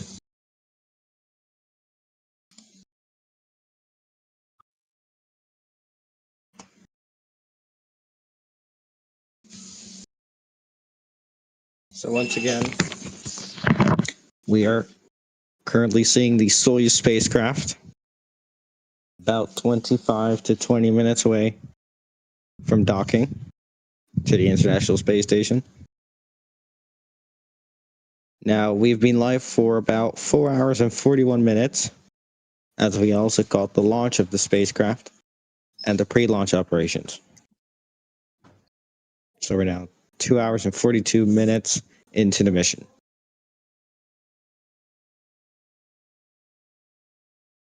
And we're continuing to see great views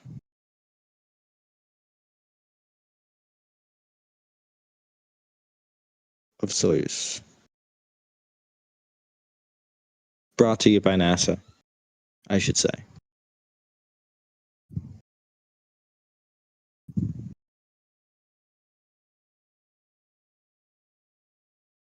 It's coming in fairly fast. Yeah, so like I said, they're gonna it's kind of hard to see, but the docking port they're gonna actually dock to, I believe, is on the top part of the, like, from the camera, facing the camera of this module that they are flying behind. So they're gonna fly around the module and then dock onto it. I see.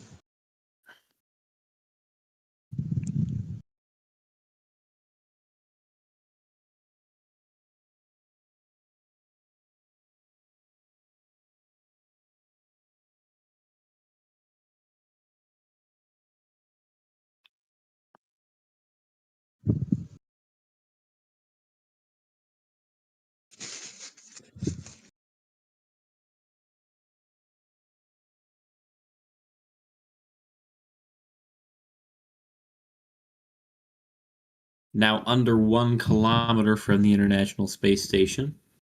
There we see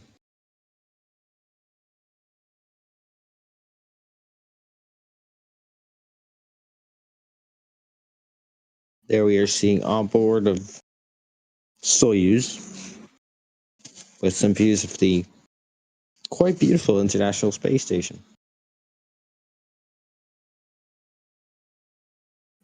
I should say, as always.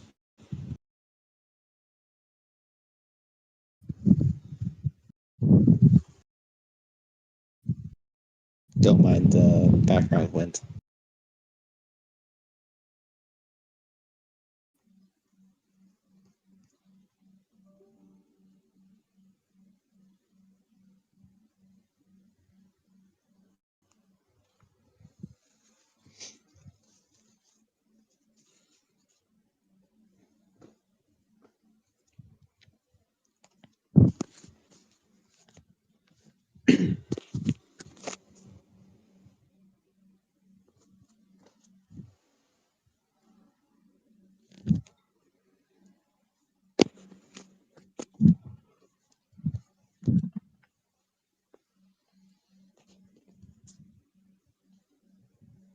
There are some better views of the Soyuz spacecraft. It's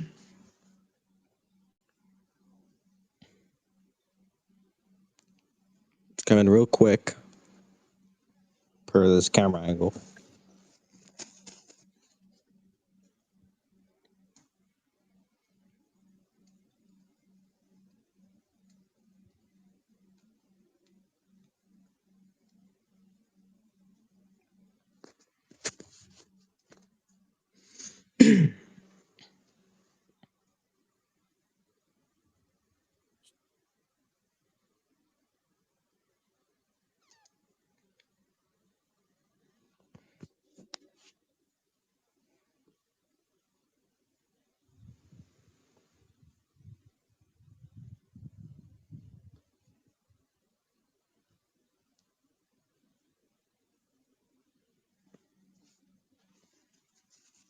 Yeah, and like I said, they're going to be flying basically around the station from this perspective because the docking port they're going to hit is on the other side.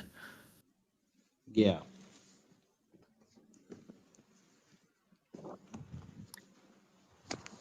Now slowed down to just 1.5 meters per second.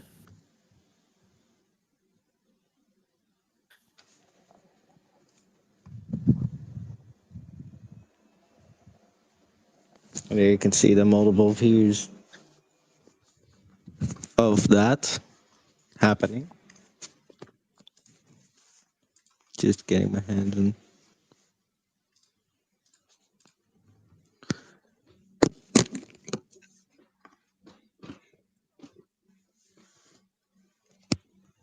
And we're once again currently seeing multiple views of the Soyuz spacecraft. One from a view from the International Space Station and another view from the Soyuz spacecraft.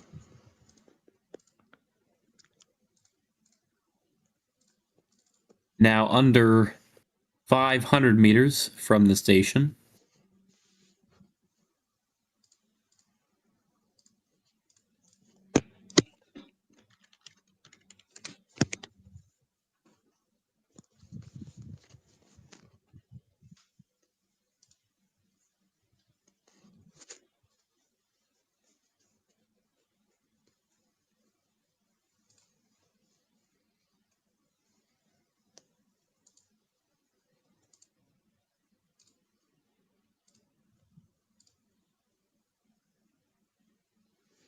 Currently looking like everything's going well.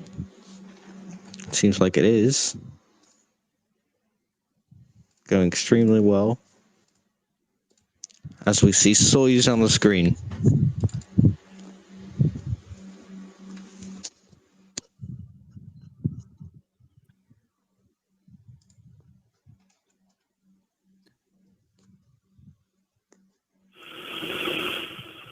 We're now going to get comms from mission control by the Cosmos stream, so we can continue commentating on our own. Узловой модуль, стыковочный узел.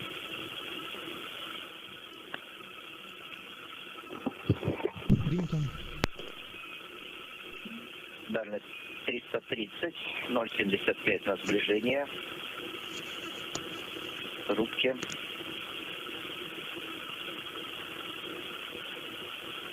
Принято.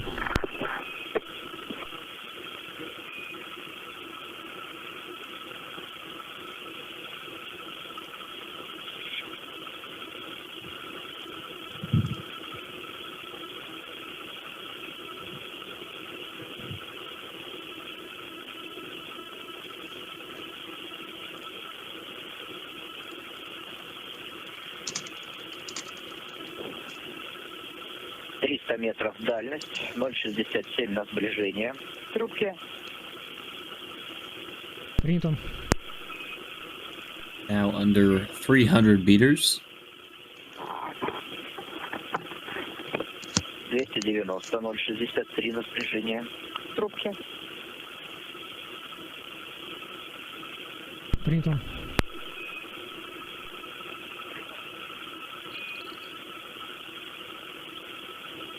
280, 059 на сближение.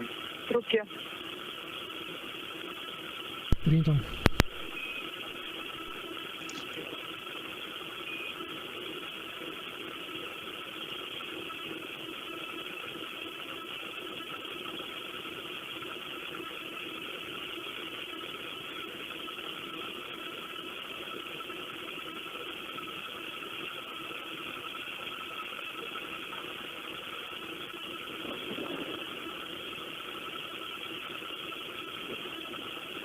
Дальность 260, 049 на сближение.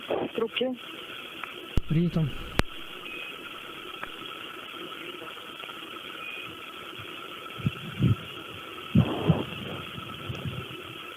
They're really slowing it down now, it seems. Гол периода 25 250 meters. Дальность 250, 0,4 на сближение. Трубки.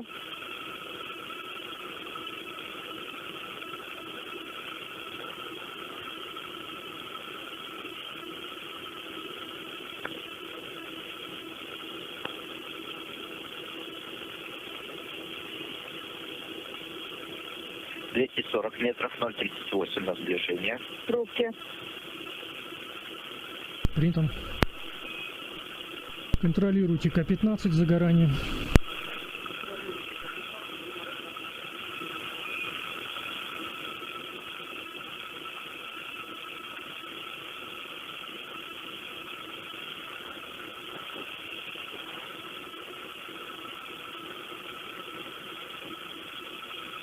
Дальность 230, 0,31 на сближение.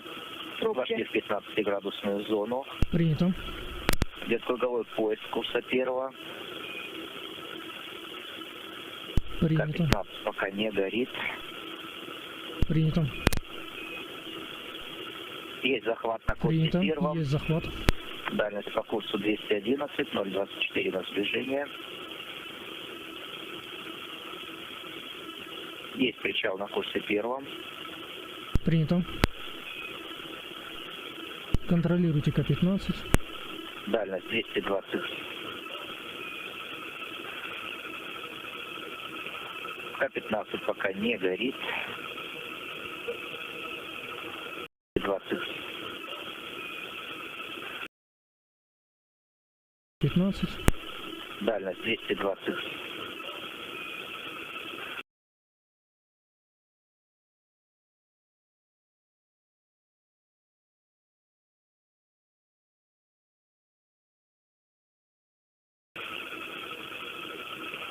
К-15 пока не горит.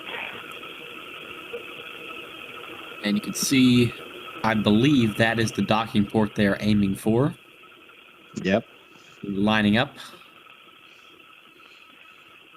К-15 загорелся, 20-40-59. Принято, есть К-15. Maybe not.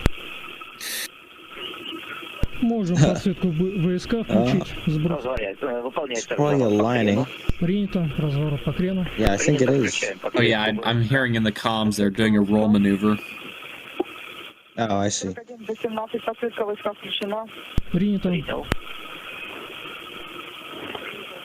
Так, ну и фару С-17.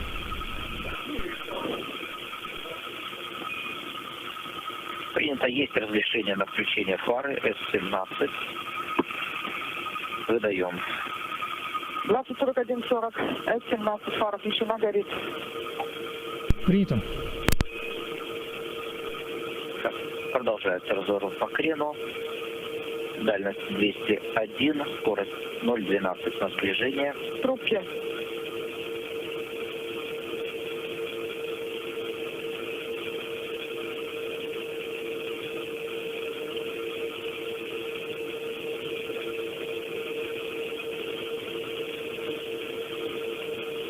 Есть зависание в конусе 2042-12. Принято, есть завкон.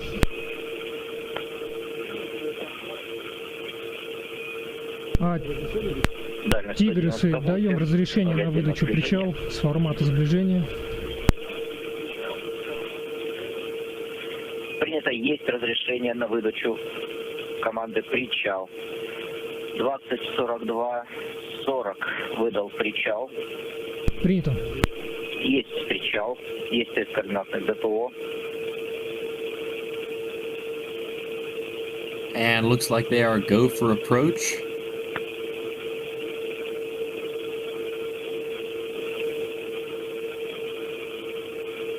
Дальность 192, 057 на сближение.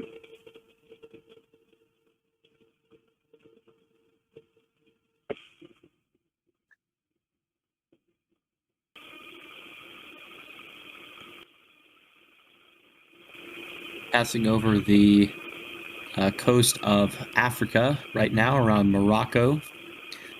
We're about 12 minutes away from docking. 170 метров дальность, 087 на сближение.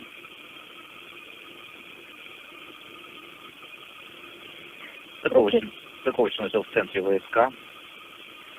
Ну, сейчас мы уже не можем сделать.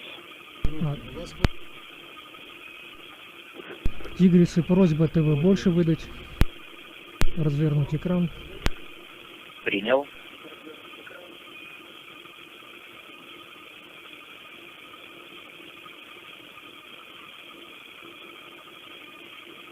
Дальность 140, 077 на сближение.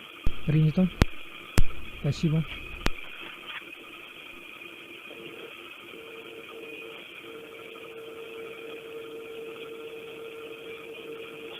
метров, 071 на сближение.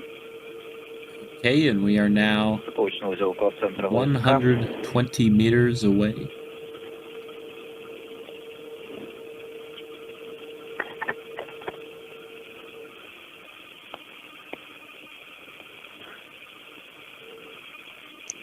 Looking good so far.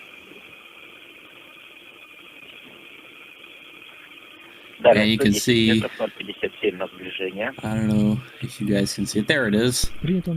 You can see the docking port they're aiming for right near the center of the periscope. 100 метров, 057 на сближение.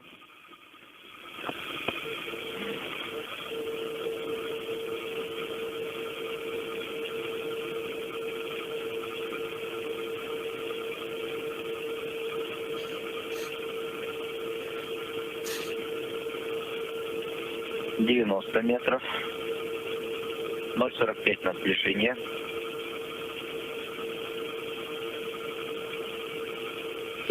Now 90 meters away. Мишень около центра ВСК. Принято. Docking expected in just 10 minutes. Дальность 77, 036 на сближение. Now within 80 meters. Doesn't really look like 10 minutes to me. Мишень приблизительно 1 градус ниже центра. Принято. 70 метров.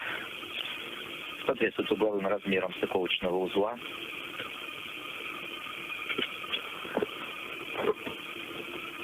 $70 meters. And traveling at just 30 centimeters per second.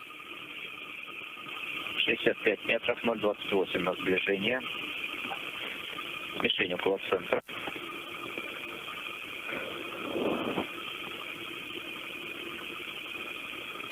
Get a good view of the universal docking adapter there on the top of the Soyuz spacecraft.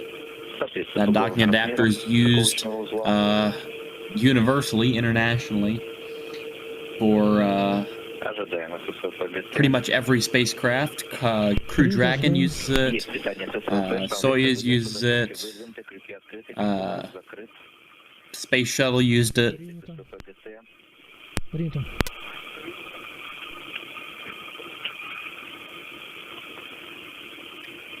Let's see if we have any questions in the chat.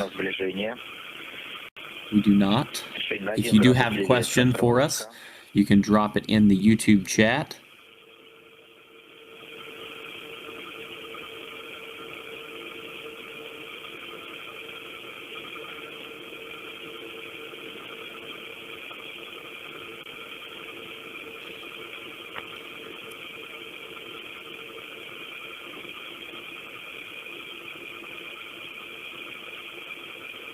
35 метров, 013 на сближение.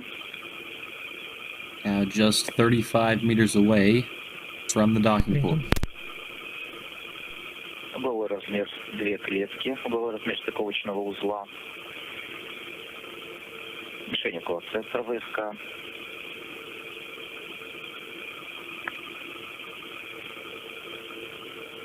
Принято. Небольшое расхождение крестов по Everything nominal for docking in approximately 7 minutes. Дальность 30, 013 на сближение.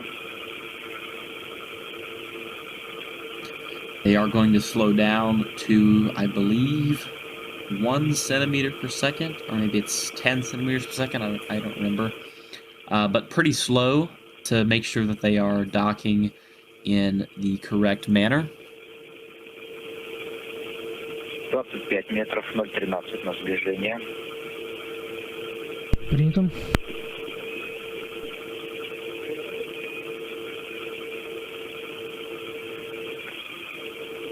Now 25 meters away.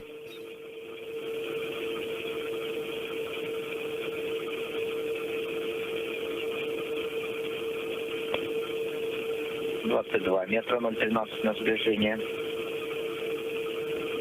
Есть база АР. Принято, есть база АР.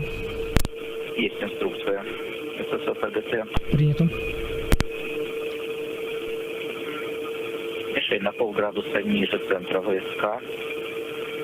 Кресты собраны.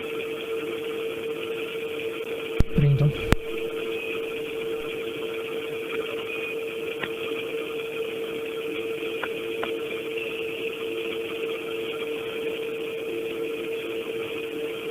Дальность 20, 011 на сближение. 20 meters out. Больше 3 клеток. Соответствует измерениям. Принято. Мишень около центра ВСК. And you can see they're not actually going to line it up with the center of the docking port. They're going to line it up with the docking guide, because the center of the docking port obviously is where the door is. The docking guide is that little cross there that you see in near the center of the Soyuz cam.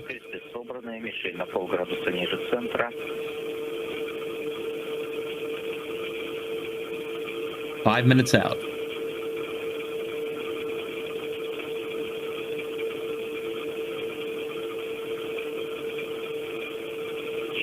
Метров 011 на сближение. Кресты собраны.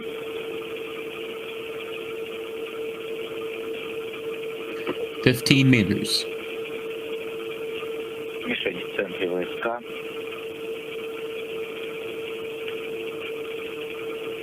Принято. Угловой размер мишени 2 клетки.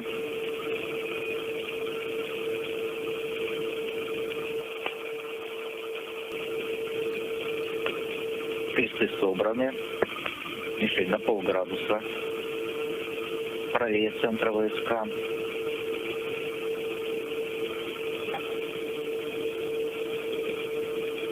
И 8 метров. 8 meters away. Мишень около центра. Принято.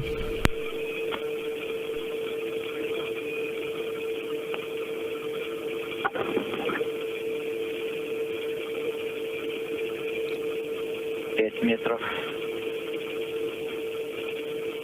Ожидаем касания. Stand by for contact. Кресты собраны, мишень в центре.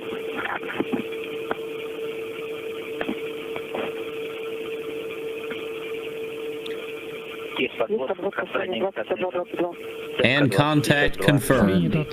Welcome to the International Space Station.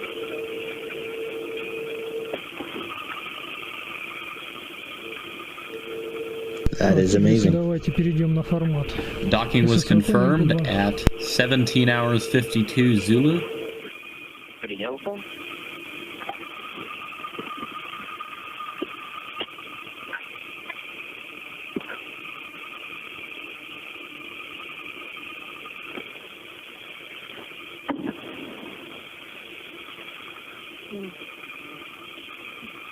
Так, Ань, давай проконтролируем параметры шарболода. Так, текущее значение топлива.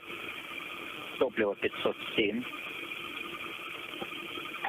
And in just a few hours, Так, шарболод the первый. crew on board the Soyuz spacecraft will enter the International Space Шарболон 2, Station. 181.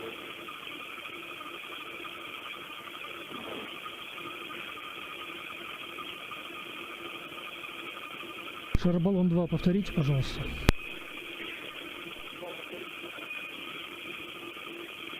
Так, параметры шар 151, второй 101, топливо 507. Как приняли? Да, принято все.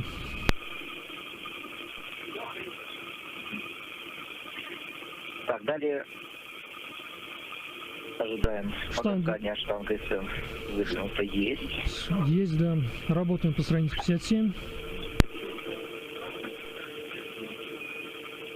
Выдаем R7.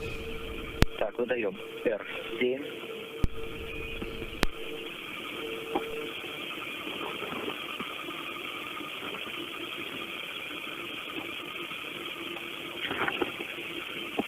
РСМ сегодня Тихунский 2054-22. Вот на команду. Отключаю фару С-18. Принято. Выдали АКГ, да? РПВ-1 закрыли? РПВ-1 закрыт. Принято. С-18 фара отключаем 2054-40. Принято. Фару. Так, запускаем. Now that the craft has been docked to the International Space Station, we are going to be done for the day. If you'd like to see the opening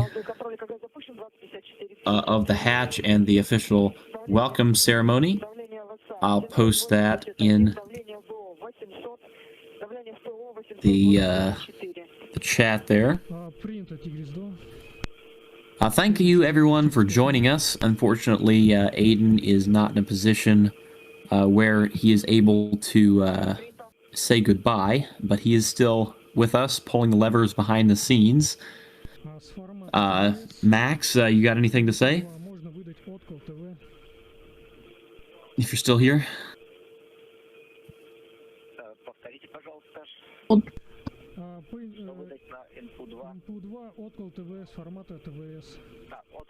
Oh yeah, I think that was a very great docking there. It was nice and smooth.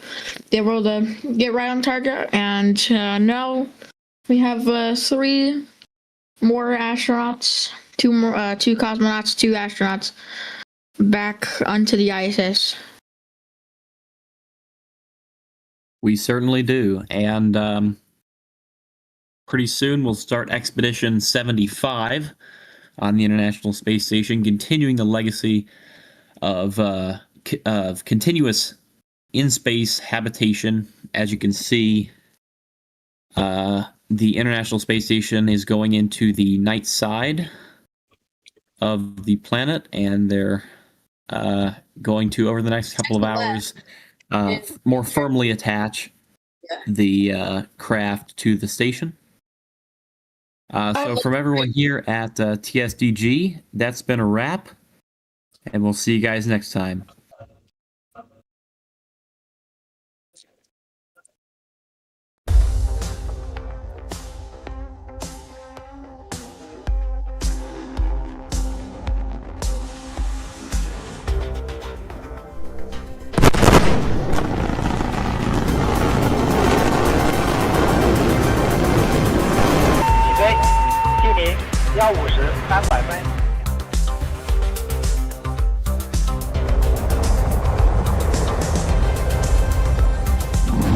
Allumage 2 décollage. And liftoff of New Glenn 3.